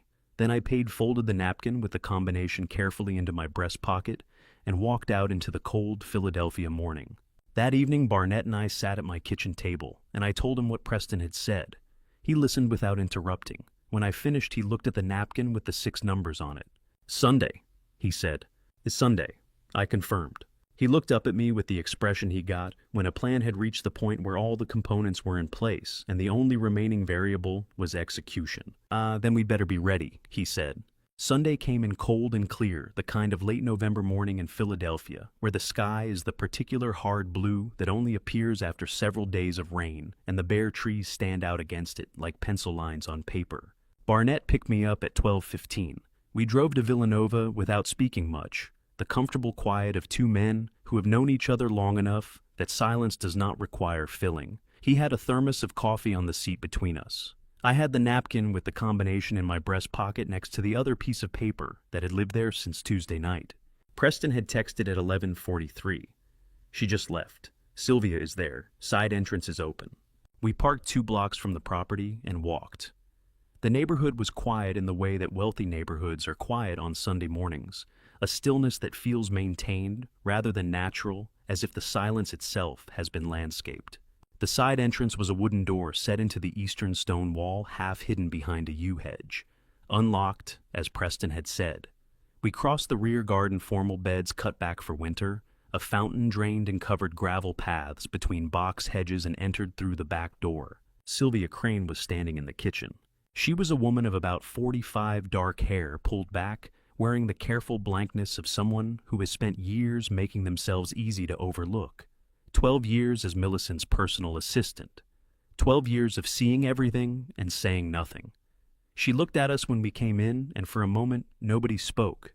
Then she turned and walked toward the front of the house, her footsteps precise and unhurried on the stone floor. She did not help us. She did not hinder us. She simply removed herself with the deliberate care of someone living inside a decision 1 minute at a time. Barnett looked at me. I nodded. We moved. Millicent's study was at the end of the ground floor corridor, exactly where I had noted it during my Wednesday visit. Floor-to-ceiling bookshelves, a desk the size of a dining table, 2 leather chairs positioned for the authority of whoever sat behind the desk, not in front of it. And on the left wall, behind a painting of the Delaware River, in oils a Browning safe matte black flush with the wall. I entered the combination, 6 digits left, right, left. The mechanism released with a sound like a held breath. Barnett went straight to the folders while I held the door. 90 seconds in, he stopped. "Payment records," he said quietly. 3 physicians, each paid $40,000 through a separate LLC with no visible connection to the Ashford family. Each certified on paper that Caroline exhibited delusional ideation and could not manage her own affairs. He looked up. Walter, this is criminal conspiracy, not civil fraud criminal. I photographed every page, front back every line. Calloway had been explicit photograph, everything in place, disturb nothing, leave the originals for the warrant. Our photographs established what existed. The warrant would secure the physical evidence. Barnett moved to the bottom of the safe. There's something else, he said. A brown envelope letter-sized, the paper yellowed with age. He opened it and read. I watched his face, the jaw that set slowly, the muscle working in his cheek, the particular stillness of a man who has found something worse than he expected. The will, he said. The original. Caroline's grandfather's estate settled 7 years ago. The bequest to Caroline was not $4.7 million. He set the paper down carefully. It was $8.2 million. The number landed somewhere behind my sternum. She replaced it before probate, Barnett said. Filed a falsified version. The court processed it. For 7 years she has been drawing the difference, $3.5 million, as if it belonged to her. His voice was completely level. The angrier Barnett became, the quieter he got. This is will forgery, a separate felony under Pennsylvania law, mandatory prison time regardless of cooperation. My phone buzzed. Preston. She's leaving the reception early. You have 90 minutes. We move fast. Barnett photographed the will while I worked through the remaining contents, correspondence, additional transfer records, a second set of authorization documents I had not known existed. We were methodical, and we were quick, because the time available was finite and none of it should be wasted. We were back through the side entrance in 22 minutes. I pulled the wooden door shut and heard the latch click. I looked back at the house. Stone walls, slate, roof, 12/12 windows catching the winter light. A beautiful structure, impeccably maintained, the kind of building that projects permanence, certainty, the absolute confidence of something that has never had reason to doubt itself. She didn't just steal the money, Barnett said. He was looking at the photographs on his phone. She stole 7 years of Caroline's life, and she kept the paperwork like a trophy. I turned away from the house and started walking toward the car. Not for much longer, I said. Before I take you inside that FBI office, before Walter sits across from an agent and lays everything on the table, I need to know you're still with me. Drop the number 10 in the comments right now. That's all. Just let me know you're here, because what's coming next changes everything. A small note worth mentioning: some elements in the chapters ahead are fictional, woven in for depth and storytelling. If that's not something you're comfortable with, this is a perfectly fine place to stop. No judgment at all. Monday morning arrived with a cold that had teeth. I had barely slept. Caroline was still in the guest room when I left the house at 7:30. Her breathing steady through the door, finally resting, without the flinch she used to carry even in sleep. I left a plate of toast on the kitchen counter and a note beside it, back by noon. Don't open the door for anyone. Then drove downtown, with Barnett riding shotgun, a manila folder thick enough to double as a doorstop resting on his lap.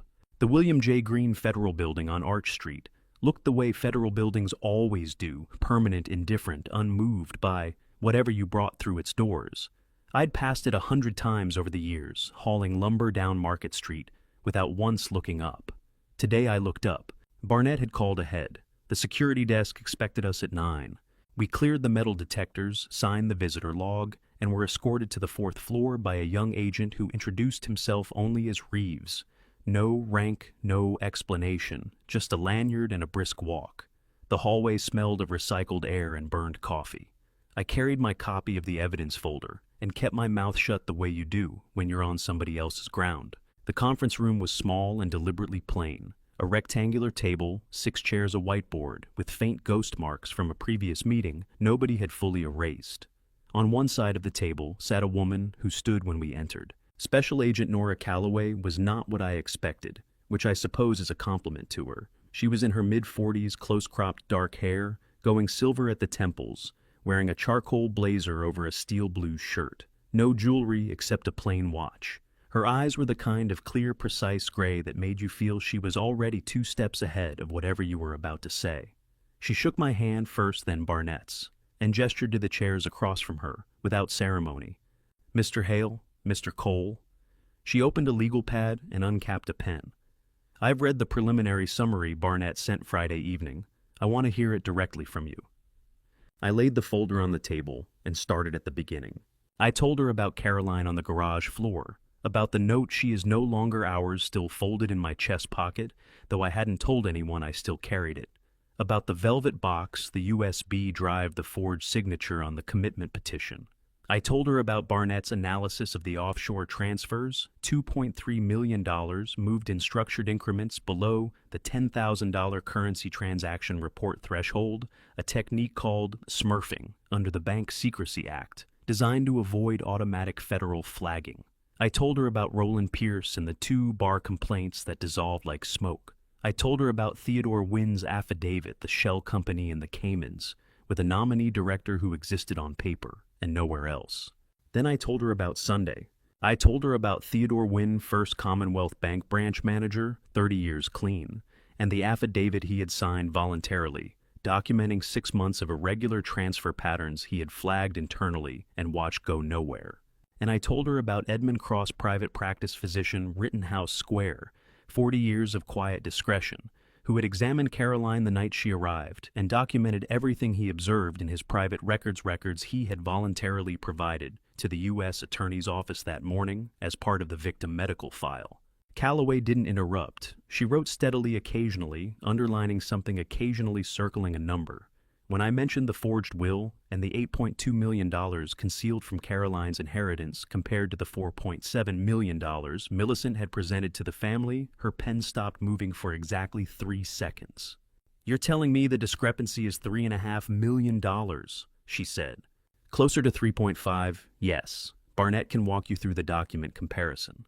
Barnett set his own folder on the table and slid a page across a side-by-side analysis of signature, stroke pressure, baseline angles, and ink saturation. He explained methodically the way a man who had spent 30 years building federal cases explains things, not fast, not slow, just precise. He described how the forged signature showed uniform pressure throughout a physical impossibility in authentic handwriting, where grip tension naturally fluctuates. He noted the hesitation mark at the first downstroke, the microscopic pause of someone copying rather than signing. Calloway studied the page. "This was prepared by you personally, Barnett, not by a certified forensic lab." "Yes," he said, "which means it's an expert opinion admissible as such under Federal Rule of Evidence 702. It's not a lab report. It doesn't need to be at this stage. What it does is give your forensic accountants and document examiners a roadmap." She nodded slowly. "And the Sunday entry, the photographs of the safe contents. Preston Ashford gave verbal consent." "Confirmed," I said. "He was present on the property, acknowledged ownership rights as a co-title holder on the estate deed, and explicitly authorized our access. We can provide his signed cooperation statement, which he submitted to your office Friday afternoon through his personal attorney.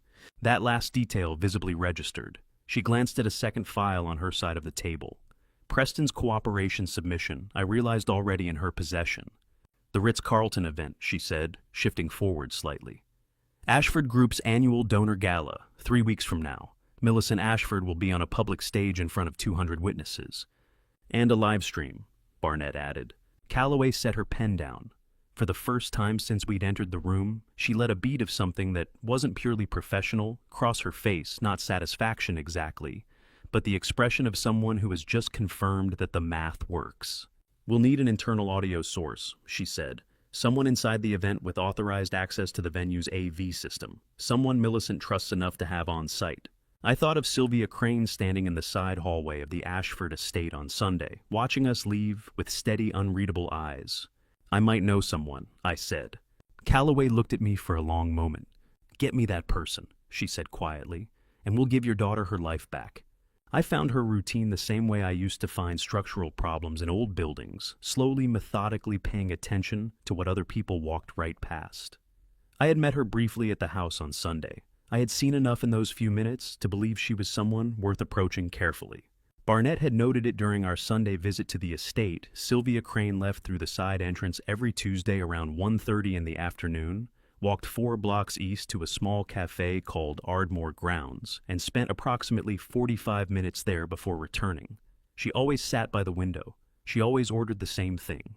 He knew because he had cross-referenced her car's parking pattern with the cafe's public hours and a single observation from Preston, who had mentioned offhandedly that Sylvia disappears on Tuesdays like clockwork. I arrived at Ardmore Grounds at 1:15 and ordered a black coffee I didn't particularly want. She walked in at 1:32. Sylvia Crane was 46 years old, though she carried herself with the careful posture of someone who had learned early that being invisible was a form of survival. Dark hair pulled back, reading glasses pushed up on her head, a wool coat that had been well made once and was now simply well kept. She had worked for Millicent Ashford for 12 years. 12 years of managing schedules, handling correspondence, booking travel, and witnessing, I suspected, far more than any employer would have been comfortable with. She saw me the moment she came through the door. Her step didn't falter. I'll give her credit for that. But something behind her eyes shifted the way a door shifts on its frame when the wind changes pressure outside. She ordered her coffee and sat down across from me without being asked. "Mr. Hale," she said. "Sylvia." I wrapped both hands around my cup. "I'm not here to frighten you. I want you to know that up front." She studied me for a moment, the way people study things they've already made a preliminary judgment about and are deciding whether to revise. "You were in the house Sunday," she said, "with the older man, Barnett Cole, former IRS." A muscle in her jaw moved. "I know who he is. I ran his name Sunday night." She paused. "I also know why you were there. I hadn't expected that." I set my cup down. "Then you know what we found?" "I know what was in that safe," she said quietly. Her voice didn't waver, but her fingers tightened around her coffee cup until her knuckles went pale. "I've known for longer than I'd like to admit." What followed was not a confession, not legally, not formally, but it was the kind of truth that comes out of people when they've been carrying it alone long enough that the weight becomes unbearable. Sylvia told me she had first noticed the discrepancies in the estate's financial records 4 years ago when Millicent had tasked her with organizing donor correspondence for the Ashford Family Foundation. Numbers that didn't reconcile, transfer dates that didn't match invoices, a wire confirmation to a Cayman Islands account that Sylvia had been told firmly and without elaboration to file and forget. She had filed it. She had not forgotten it. "Why didn't you go to anyone?" I asked, and I kept my voice level, because the question deserved to be asked without accusation. Sylvia's eyes dropped to the table. When she looked up again, there was something raw and unguarded in her expression that she clearly hadn't intended to show. "Because she knew things about my sister," she said. "My younger sister. She had some financial trouble about 6 years ago. Nothing criminal, but the kind of thing that could have destroyed her professionally if it had come out publicly. Millicent found out. She never said a word directly." Her mouth pressed into a thin, pained line. "She didn't have to. That was how Millicent worked. I had seen it in the way she'd spoken to me in her parlor. Never a direct threat, always a suggestion. Always a door left open just enough so you could see what waited on the other side. She had kept Sylvia's loyalty the same way she had kept Caroline's silence. Not with a fist, with a whisper. "Your sister," I said. "Is she safe now? That situation, is it resolved?" Sylvia blinked, apparently not expecting the question. "Yes, it's been settled for 2 years. "And then the leverage is gone," I said. "She has nothing left to hold over you." The words landed. I watched them settle. Watched Sylvia process what they meant. Not just logically, but in the way a person processes news that reorganizes the last several years of their life into a different shape. Her eyes filled. She didn't cry, not then, but her jaw tightened, and she pressed her lips together hard, the way people do when they are refusing to let something out in public. "There's a federal whistleblower protection program," I said. "Barnett walked me through it this morning. Under the False Claims Act and the IRS whistleblower program, anyone who provides original information leading to a successful federal tax recovery is legally protected from retaliation by the subject of the investigation. Your identity would be shielded through the FBI's process. You would not be named publicly unless you chose to be." She absorbed that. "What would you need from me?" "The Ritz-Carlton Gala," I said. 3 weeks from now, Ashford Group's annual donor event. You handle the venue coordination, don't you? I've managed the AV setup for the last 4 years. I need you to connect a specific device to the ballroom's audio system before the program begins. A small USB drive. The FBI will tell you exactly where and when. I leaned forward slightly. You'd be there anyway. You'd be doing exactly what you always do. Nothing more. Sylvia stared at the table. Outside the cafe window, a delivery truck rumbled past, briefly filling the silence with something ordinary and indifferent. Then she looked up at me. and what I saw in her face was not the careful blankness she had worn when she walked in. It was something closer to a woman deciding after 12 years to finally put down something very heavy. "You have 14 minutes, she said. I didn't understand. "That's how long it took," she said quietly. "The night Caroline called me from that house 2 years ago, crying so hard she couldn't speak clearly. I answered the phone and listened for 14 minutes. Then Millicent picked up the extension, and the line went dead." Her voice was steady, but barely. "I've thought about those 14 minutes every day since." I didn't say anything, because there was nothing to say that would have improved on what she had just told me. She picked up her coffee and took a slow sip. "Tell the FBI I'm in," she said. "I came home at 4:15 to find Caroline sitting at my kitchen table with a mug of tea she hadn't touched, and a look on her face that told me the conversation I had been managing carefully for weeks was no longer mine to manage. She had let herself in with the spare key I'd given her 2 Christmases ago, the one I'd told her was for emergencies. I suppose this qualified. "I've known since Thursday," she said, before I'd even set my keys down. "About the FBI, about Agent Calloway, about what you and Barnett found in the safe." I stood in the doorway of my own kitchen and felt briefly the particular helplessness of a father who has underestimated his daughter for the last time. And how I asked, not an accusation, genuine, "Barnett left a legal pad on your desk when you two were working in the study last week." She wrapped both hands around the mug. "I wasn't snooping. I came to drop off groceries and you were both on the phone in the other room. I saw the pad and I read it. I'm sorry, I'm not sorry." She looked up at me. "I'm not sorry, Dad." I sat down across from her. She looked tired in a way that had nothing to do with sleep, the kind of tired that accumulates over months, the way sediment accumulates at the bottom of something that has been disturbed too many times and never fully allowed to settle. There were shadows under her eyes that had been there since March when this had all begun, and they had not gone away no matter how carefully I'd tried to handle things on her behalf and out of her sight. That was the problem I understood now. I had been handling it out of her sight, as if she were still 9 years old and needed to be steered away from the thing in the room that might frighten her. "Tell me everything," she said. "All of it, not the version you've been keeping safe for me." So I did. I told her about the shell companies. I told her about the offshore transfers and the falsified foundation records and the real shape of what Millicent and Preston had been doing for at least 8 years, possibly longer. I told her about Barnett's reconstruction of the financial trail, about the meeting with Agent Calloway, about the gala, and what we needed it to produce. I told her about Sylvia, not by name, because I wouldn't do that, but enough that Caroline understood there was someone inside who had agreed to help. I did not soften any of it. I had promised her the unedited version, and I kept that promise. When I finished, she was quiet for a long time. Then she said, "The money from my trust. The accounts Preston said were losing value." "Redirected," I said. "Barnett traced the earliest transfer to about 6 years ago. It accelerated after your grandmother's death." Her jaw tightened. "So they started while grandmother was still alive."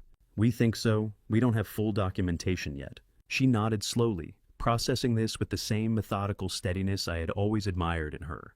The quality she had gotten, I was certain not from me, but from her mother, who had faced every difficult thing in her life, by first insisting on understanding it completely before she allowed herself to feel it.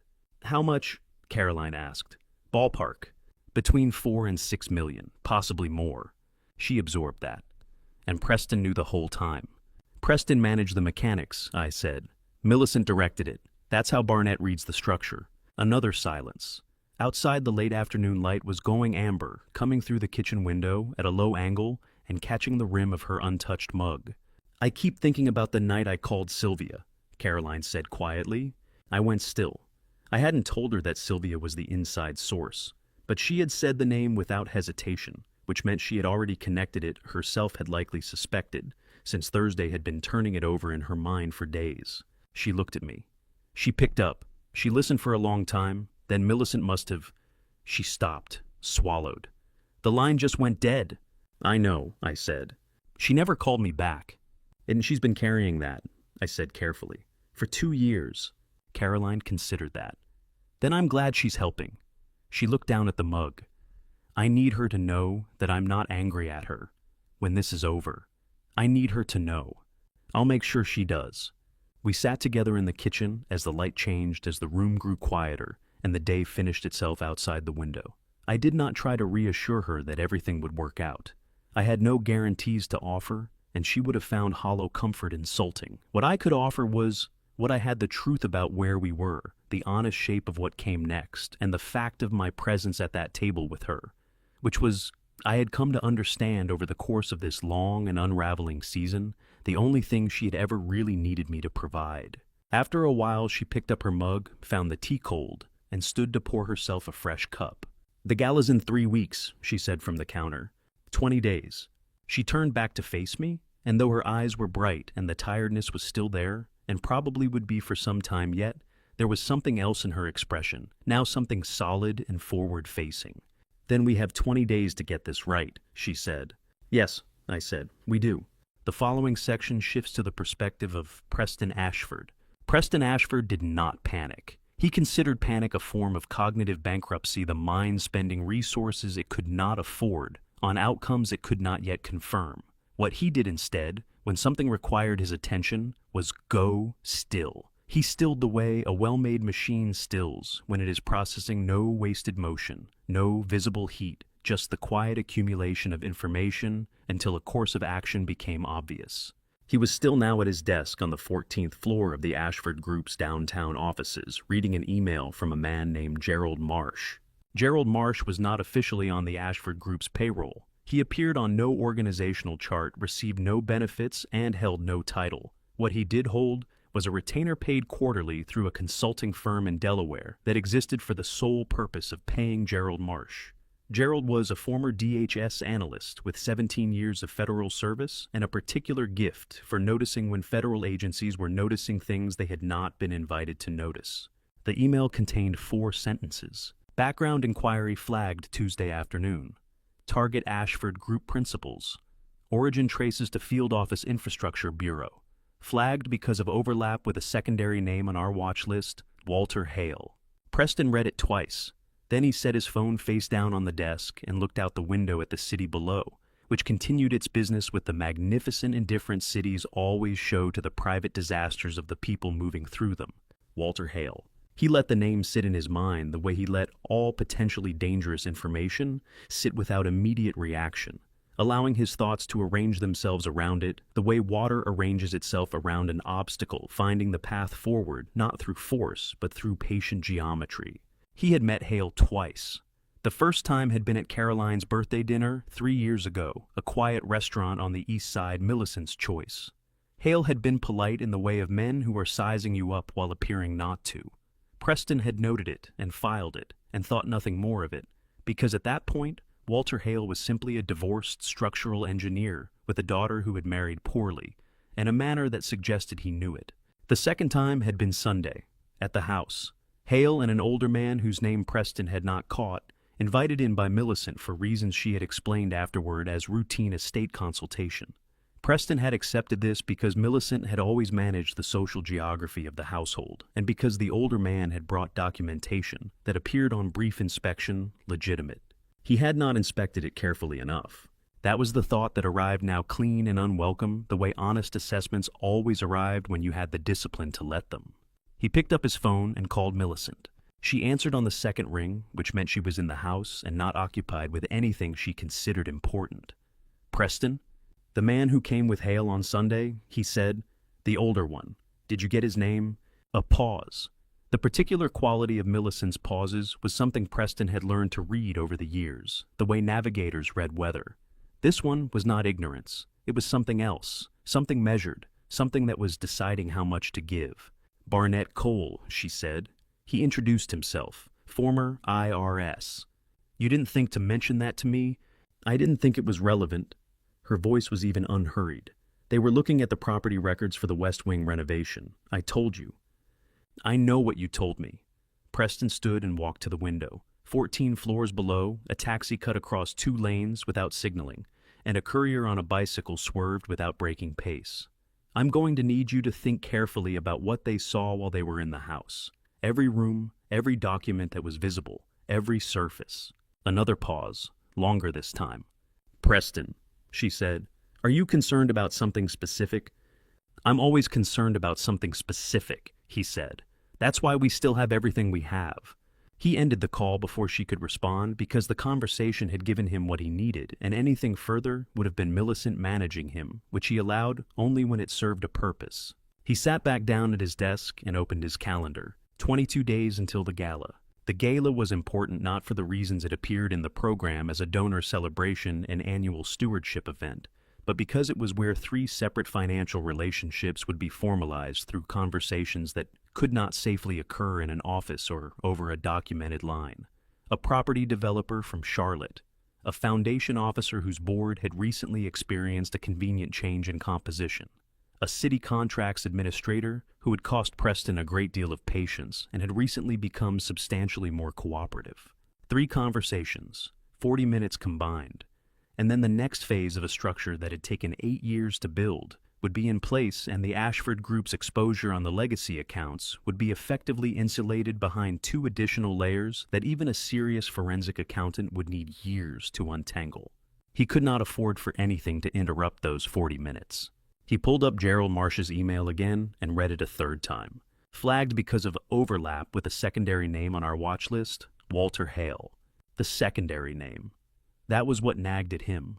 Marsh had flagged Hale as a secondary meaning. The Bureau's primary interest was the Ashford Group, and Hale had appeared in connection with that primary interest, not the other way around, which meant Hale had gone to them, not the other way around. Preston thought about Caroline, about the months since the wedding collapse, about the way Hale had looked at him across Millicent's parlor on Sunday, polite, civil, giving nothing away. He thought about the older man, former IRS. He thought about the safe in the East Study, which held documents that were protected by 2 forms of encryption and 1 form of insurance he preferred not to think about in specific terms, even in the privacy of his own mind. Then he opened a new email, addressed it to a woman in the Cayman Islands whose name appeared on no corporate filing anywhere in the world, and typed 7 words. Accelerate the timeline. Gala is the deadline. He sent it, closed his laptop, and went still again. There was still time. There was still, if he was precise and did not make the mistake of underestimating Walter Hale a 2nd time, enough time. He had built more complicated things in less. Barnett called me at 6:47 in the evening, while I was standing at my stove, making something I would later be unable to remember eating. We have a problem, he said, and also, depending on how you look at it, an opportunity. I turned the burner off. Tell me the problem first. Someone sent an outbound instruction to the Cayman account this afternoon. Not a transfer and instruction. The language was flagged by a contact of mine at FinCEN. 7 words relayed through a proxy server in Luxembourg, but the destination account signature matched what we already had on file from the foundation records. He paused. The instruction said to accelerate the timeline and name the gala as a deadline. I sat down on the kitchen stool. Someone knows, I said. Someone suspects, Barnett corrected, with the precision of a man who had spent 30 years in a profession where the difference between those 2 words determined everything. If they knew we'd be hearing from Calloway about interference or obstruction, not from Marcus about a flagged outbound instruction.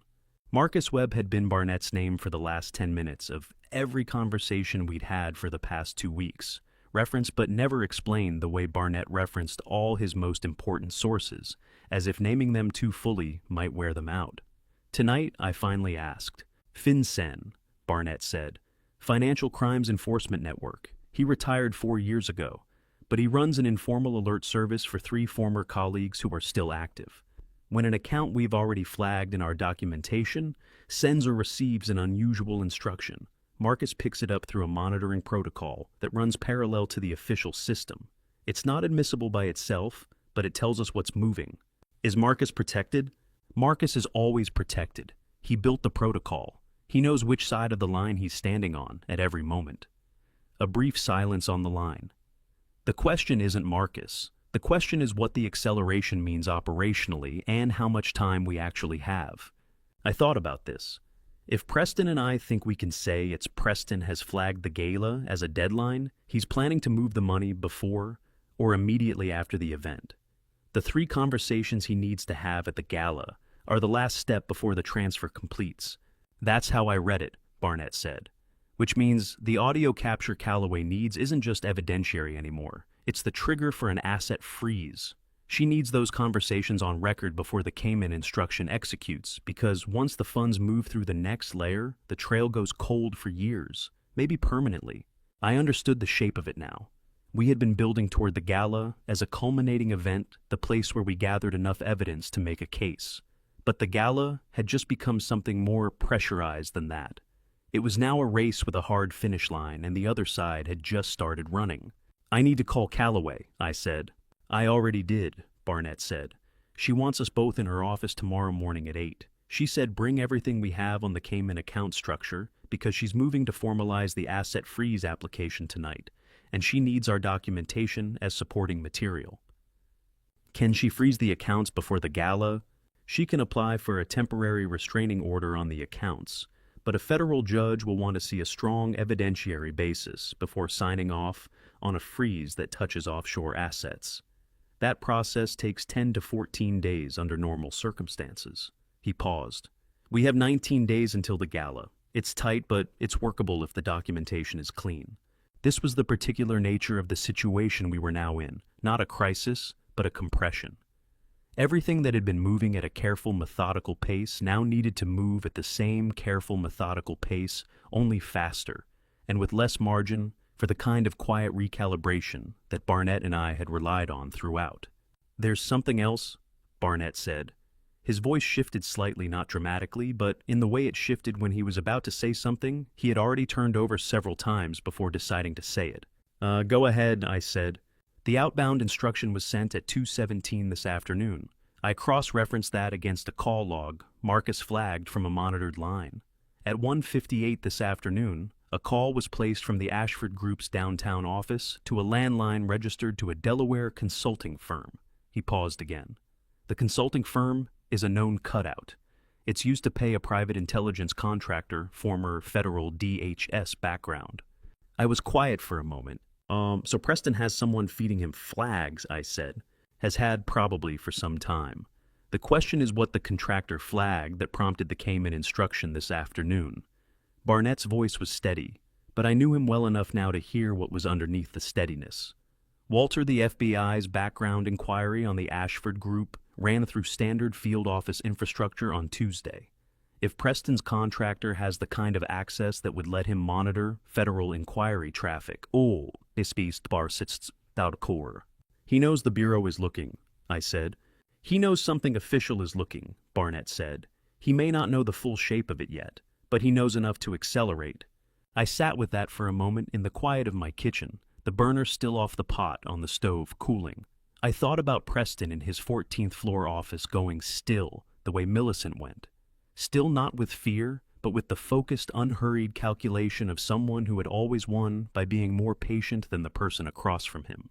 He had one advantage I needed to account for. He did not know what we had. He knew the Bureau was looking. He did not know about Barnett's reconstruction of the full financial trail. He did not know about Sylvia. He did not know that Agent Calloway already had enough to support a freeze application, and that his acceleration instruction had, in being flagged, given us the additional urgency documentation we needed to move the judge faster.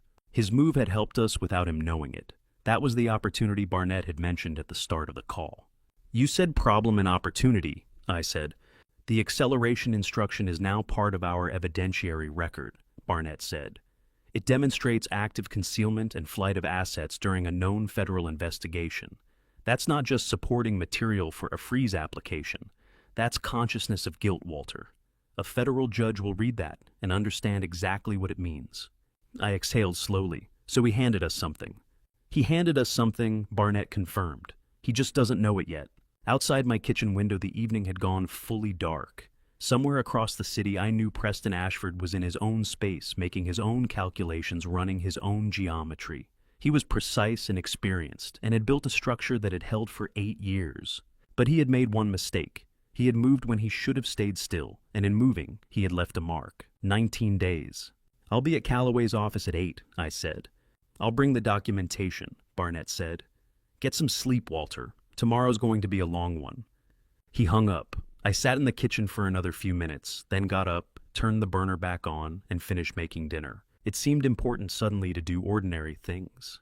Calloway's field office looked different at 8 in the morning than it had at our first meeting, less like a place where decisions were made and more like a place where people had already been making decisions for several hours before we arrived. Two agents I didn't recognize moved past the glass partition carrying accordion files. A whiteboard visible through the interior window had been partially erased and rewritten in a hand that pressed harder than the previous one. Barnett noticed it too. He said nothing, but he adjusted the strap of the document bag on his shoulder in a way that meant he was recalibrating. Calloway met us at the door to her office and shook hands with the efficiency of someone who had already had 3 conversations before breakfast. "Thank you for coming in. There's been a development since we spoke last night. I want to walk you through it before we get into your documentation." She gestured us inside. Seated at the round table in the corner was a man I hadn't seen before, late 40s, broad through the shoulders, a quality of compressed impatience that reminded me of a building that had been designed for more load than it was currently carrying. He had a coffee cup he wasn't drinking from, and a legal pad covered in notations he wasn't looking at. "This is Special Agent Derek Osmond," Calloway said. "He runs our financial crimes unit out of the Charlotte field office. Derek, this is Walter Hale and Barnett Cole, the civilians I briefed you on." Osmond looked at us the way experienced federal agents look at civilians who have wandered into their cases, not with hostility exactly, but with the particular wariness of a man who has seen well-intentioned amateurs complicate things that didn't need complicating. "Mr. Hale," he said. "Mr. Cole." He did not stand. We sat down. Calloway took the chair between us and Osmond, which I suspected was not accidental. "Here's what's changed," she said. "The Charlotte developer you identified in your financial records, the one Preston Ashford was planning to meet at the gala.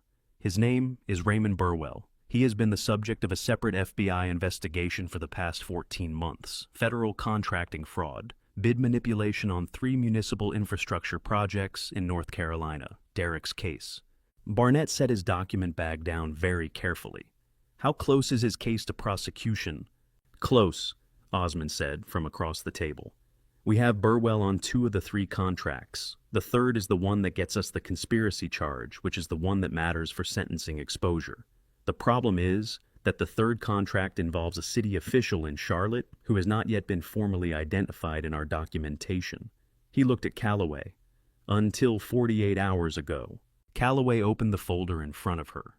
"The city contracts administrator Preston was planning to meet at the gala. The one your records reference as recently becoming more cooperative. His name is Gene Farrow. He appears in Burwell's financial records as a recipient of 2 payments made through a landscaping company in South Carolina. We missed the connection because Farrow lives and works in a different jurisdiction than Burwell's primary activity." She paused. "Your documentation flagged him, Mr. Cole. The Foundation records cross-reference a payment to the same landscaping company in connection with a property transaction Ashford Group facilitated in Charlotte 18 months ago." Barnett was quiet for a moment. I knew what he was doing, running it back through the records in his mind, finding the thread. "The Meridian property," he said. "There was a consulting fee I couldn't fully account for. $42,000 to a South Carolina LLC.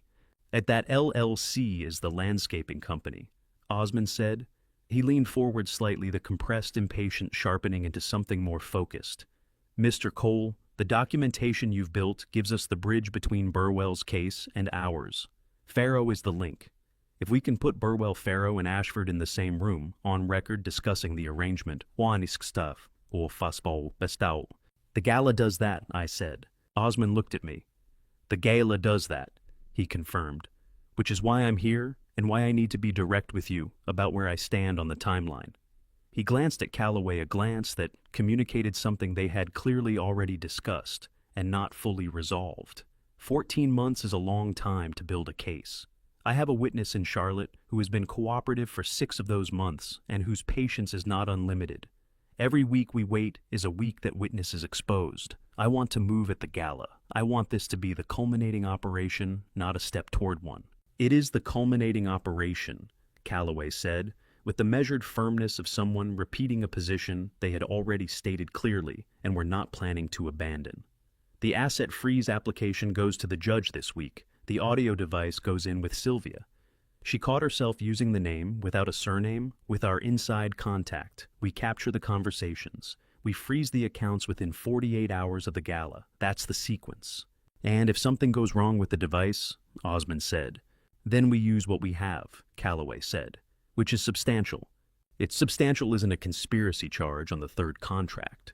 The room was quiet for a moment. I looked at Barnett. He was watching Osmond with the expression he wore when he was assessing the load-bearing capacity of something, patient, thorough, withholding judgment, until the measurement was complete. Agent Osmond, Barnett said, "May I ask a procedural question?" Osmond gestured with one hand. "Go ahead." "If the gala operation captures audio of Burwell Farrow and Ashford discussing the arrangement, and if that audio is obtained through a properly authorized device placed by a voluntary cooperating witness, what is the admissibility standard for using that audio across both your case and Agent Calloway's?" Osmond's expression shifted slightly. Federal Rule of Evidence 801. Co-conspirator statements made in furtherance of the conspiracy are admissible as non-hearsay. If the audio captures them discussing the arrangement in active terms, payment structure, next steps, any forward-looking agreement, it's clean across both cases. "Then the device does your work and Agent Calloway's simultaneously," Barnett said. "One operation, one evidentiary record, both cases close." A silence that was different from the previous one, less tense, more evaluative. Osmond picked up his coffee cup for the first time and drank from it. "Your inside contact," he said to Calloway. "How solid?" "It's solid," Calloway said. "Motivated. Motivated by the right things." He set the cup down. "All right." He looked at me directly, the wariness not entirely gone, but reorganized into something more collegial. "Mr. Hale, you understand that from this point forward, this is a joint federal operation. That means you and Mr. Cole are cooperating witnesses, not investigators. You provide documentation, you provide access where authorized, and you stay out of the operational lane." "Understood," I said. "I mean that specifically. The gala, you're not in the room for the three conversations. You're not wired. You're not present in any capacity that puts you in contact with Burwell Farrow or Ashford during the operational window." I thought about this. "Caroline," I said. Osmond looked at me. "My daughter will be at the gala," I said. "She received her invitation before any of this began. Withdrawing now would signal something to Ashford. She needs to be there." Another look between Osmond and Calloway. "She attends as a civilian guest," Calloway said. "No involvement in the operational window. She stays in public areas, interacts normally, and leaves when the event concludes." She'll agree to that," I said. I was fairly certain this was true. Barnett unzipped his document bag and began setting folders on the table, the careful sequential way he arranged materials, each one labeled in his precise handwriting, the full architecture of 8 years of financial concealment laid out in order on a federal conference table.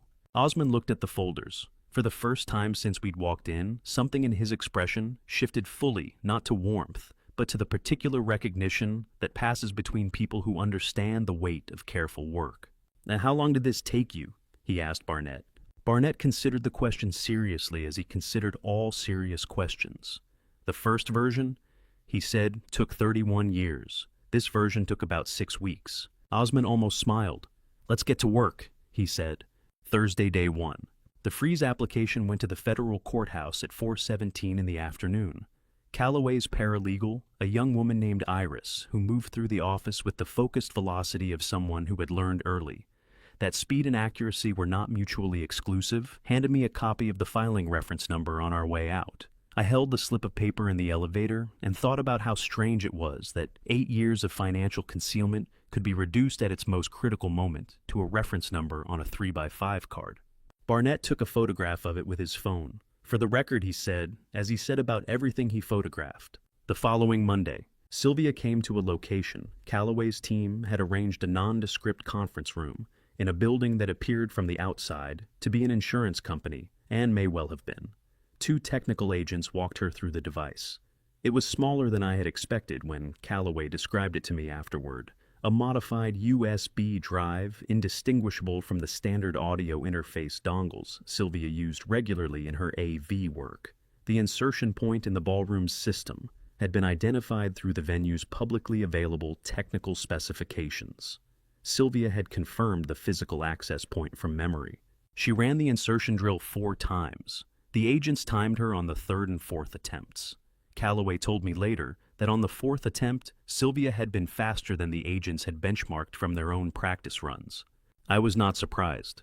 The Wednesday after, Barnett completed his final documentation pass and delivered the full package to Calloway's office in 3 binders, each tabbed and cross-indexed in the system he had developed over 30 years and refined, he told me, in the 6 weeks since Caroline had first come to his door.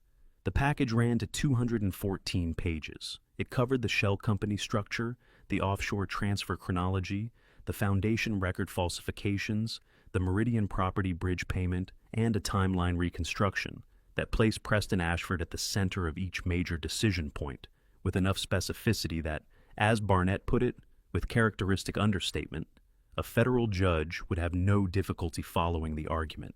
Osmond's team added their Burwell and Farrow documentation as a supplemental volume. The combined package was, Calloway said, when she called me that evening, the cleanest cooperative civilian submission her office had processed in 11 years of financial crimes work. Barnett, when I told him this, said only, "Tell her I appreciate the 11-year qualifier. It keeps me honest." The following Friday, the freeze application was granted. A federal judge in the Southern District signed the temporary restraining order on the Cayman account structure at 2:40 in the afternoon. The order covered 4 accounts across 2 jurisdictions, the Cayman entities and a secondary structure in Luxembourg that Barnett had identified in his final pass and that none of us had been entirely certain the judge would include. She included it. The Luxembourg structure was frozen alongside the Cayman accounts, effective immediately and pending the outcome of the federal proceeding. Calloway called me as I was leaving a site inspection in the East District, a routine structural review that had nothing to do with any of this, and that I had continued taking throughout the entire preceding weeks, because the alternative was to sit in my apartment and wait, which I was not capable of doing with any dignity. "The order is signed," she said. Both structures. I stood on the sidewalk outside a 6-story building I had spent the morning assessing and felt something that was not quite relief. Relief implies the danger has passed, and nothing had passed yet but was adjacent to it. The specific sensation of a wall that has been holding against pressure for a long time, finally getting a second wall built beside it. "Oh, what does this mean for Preston?" I asked. "It means that when he tries to execute the Cayman transfer after the gala, the accounts will be inaccessible. He won't know they're frozen until the attempt fails. At that point, depending on what we've captured at the gala, we move to arrest. He'll know something is wrong before the attempt fails," I said. "Yes," Calloway said, "which is why the 48 hours after the gala will be the most important 48 hours of this case. We need to move fast and we need to move clean." 3 days before the gala, Gerald Marsh Preston's private intelligence contractor, whose name I had learned through Barnett's cross-referencing of the Delaware cutout, went quiet. Calloway's team had been monitoring his flag activity through a parallel channel Osmond's unit maintained, and his alert output, which had been running at roughly 1 flagged item every 2 days, dropped to nothing. Calloway's read, Marsh had been told to stand down. Preston had received whatever information he needed and had moved into execution mode, which meant he was no longer querying. He was acting on what he had. What he had, we believed, was the knowledge that the Bureau was looking, but not the knowledge that the freeze had been granted, not the knowledge that Sylvia was cooperating, and not the knowledge that the gala itself was the operational window. He was still running toward the finish line without knowing we were already there waiting. The night before, Caroline came over at 7. She had dressed carefully, not for the gala, which was tomorrow, but in the way people dress when they are about to have a conversation they want to feel steady for. Dark sweater hair down the small silver earrings her mother had given her for her 21st birthday that she wore when things mattered. We sat in the living room. I had opened a bottle of wine I had been saving for no particular reason, and had found over the past several weeks many particular reasons to keep saving. Tonight, I opened it. "How are you feeling?" she asked. "Functional," I said. She considered this with the honesty she brought to all direct questions. "Scared," she said. "Not for the operation, for after." She turned the glass in her hands. "I keep thinking about what it looks like when it's over, when Millicent and Preston are, when this is resolved, and I can't picture it. I've tried, and I can't make the image form." I understood that. The mind has difficulty rendering the end of something that has structured so much of its recent activity, the way a building crew sometimes stands in a finished room, and cannot quite reconcile the empty completed space with all the work that produced it. "You don't have to picture it tonight," I said. "I know." She looked at me. "Are you afraid of anything, specifically?" I thought about the honest answer because she had earned the honest answer. that something goes wrong with the device and we lose the audio, I said. Not because the case falls apart. Barnett's documentation holds regardless, but because the audio is what makes it unambiguous. It's the difference between a financial case and a complete one. She nodded. And Sylvia, I trust her, I said. And I meant it without qualification or caveat, in the way you trust someone who has chosen to do a difficult thing for reasons that have nothing to do with self-interest. Caroline was quiet for a moment. Tell me something ordinary, she said. This was a thing she had asked me occasionally since she was small, when she was frightened by something, and needed to be reminded that the ordinary world was still running alongside whatever difficult thing was currently happening. Tell me something ordinary.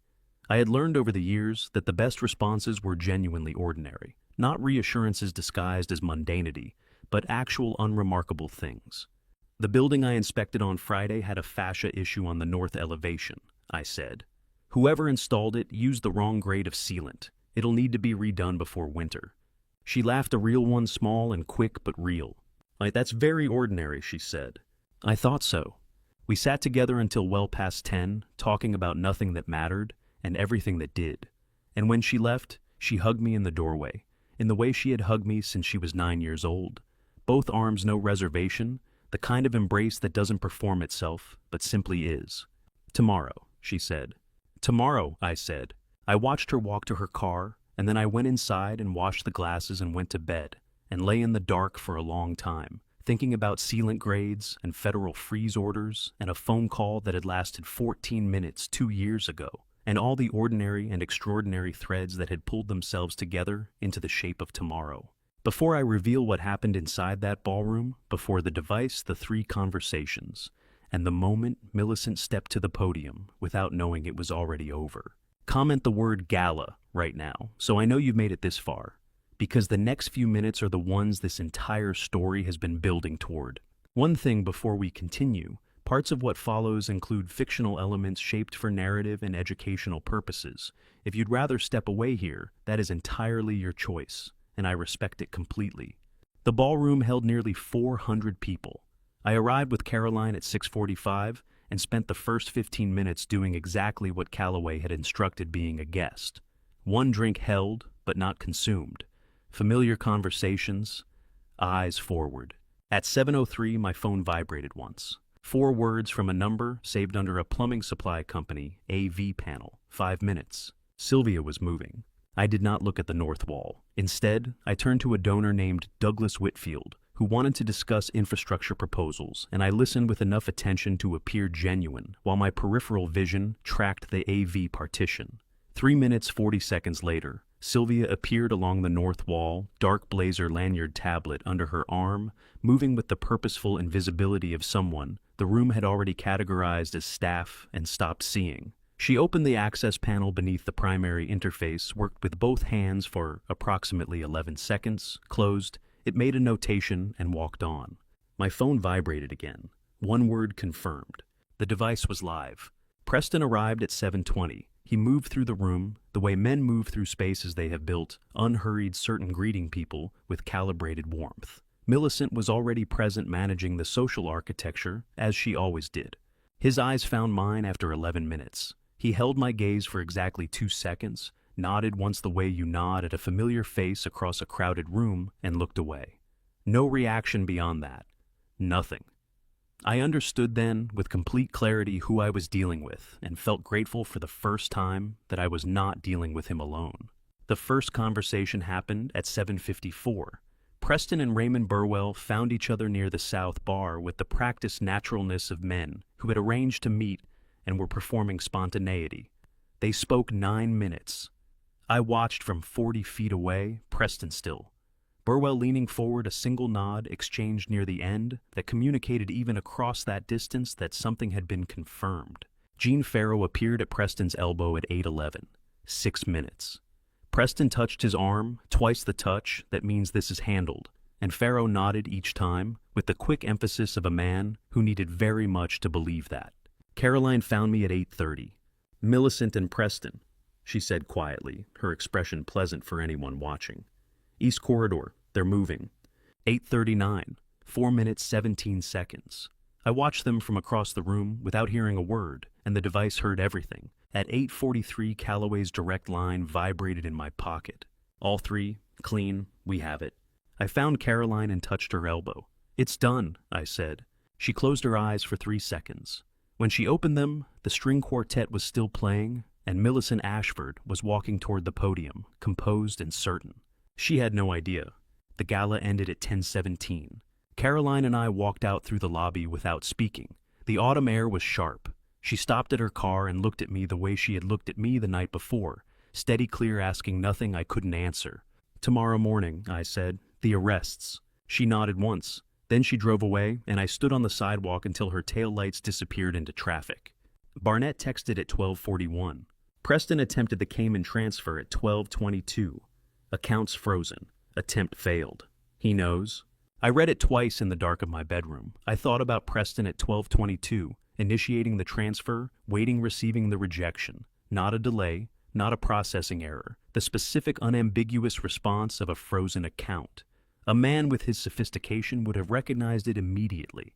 He would have understood in that moment that whatever he had been trying to outrun had already arrived before him. I put the phone down and looked at the ceiling until sleep came. Calloway called at 7:52 Saturday morning.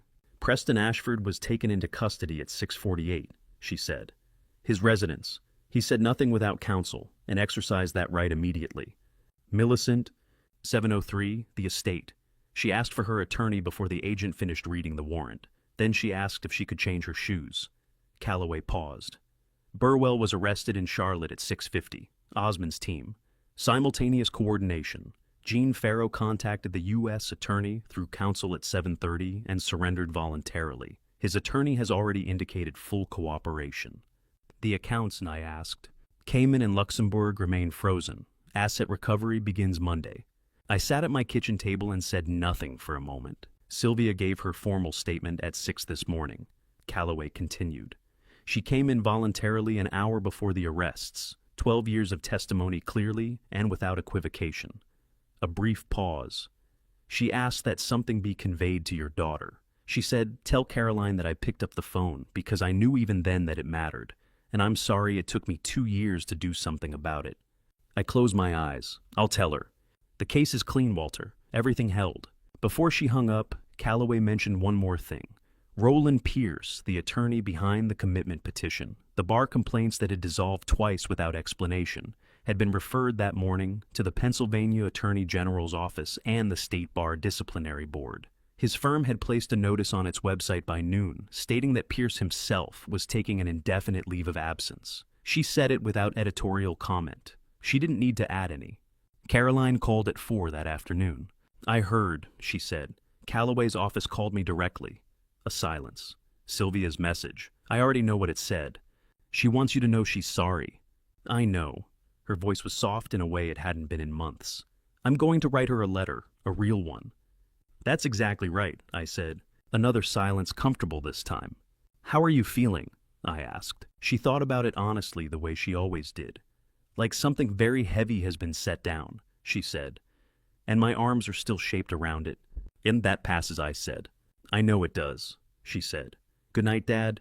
Good night," I said. Someone once asked me what kept me standing through the darkest months of this story. The honest answer is Caroline. And behind Caroline, in a way I cannot fully explain, with reason alone, a quiet belief that God does not let the truth stay buried forever. It only feels that way when you are the one doing the digging. This has been a family story about betrayal, patience, and the cost of staying silent too long. If I am being truthful with myself, I was not always the father Caroline needed. I handled things away from her. I edited the truth to protect her, when what she actually needed was someone willing to stand beside her, inside the difficult, not shield her from it. Don't be like the version of me that chose comfort over honesty. The people you love deserve the unedited truth even when it is heavy. My personal opinion, and I say this as someone who lived it, is that family betrayal does not begin with the person who steals or deceives. It begins the moment someone in the room decides that keeping the peace matters more than telling the truth. Silence is not neutrality. Silence is a choice, and it has consequences that compound quietly over years. Every family story carries its own version of this weight, and what I know now, what this experience carved into me, is that the people left behind by betrayal inside a family are often the ones who saw it coming and said nothing, including me. Including for too long, almost everyone in that house. If any part of this story stayed with you, if it made you think of your own silences, your own difficult rooms, I would love to hear from you. Leave a comment below. Share this with someone who needs it. And if you believe these stories matter, subscribe because the next chapter is already waiting. Thank you sincerely for staying until the very end.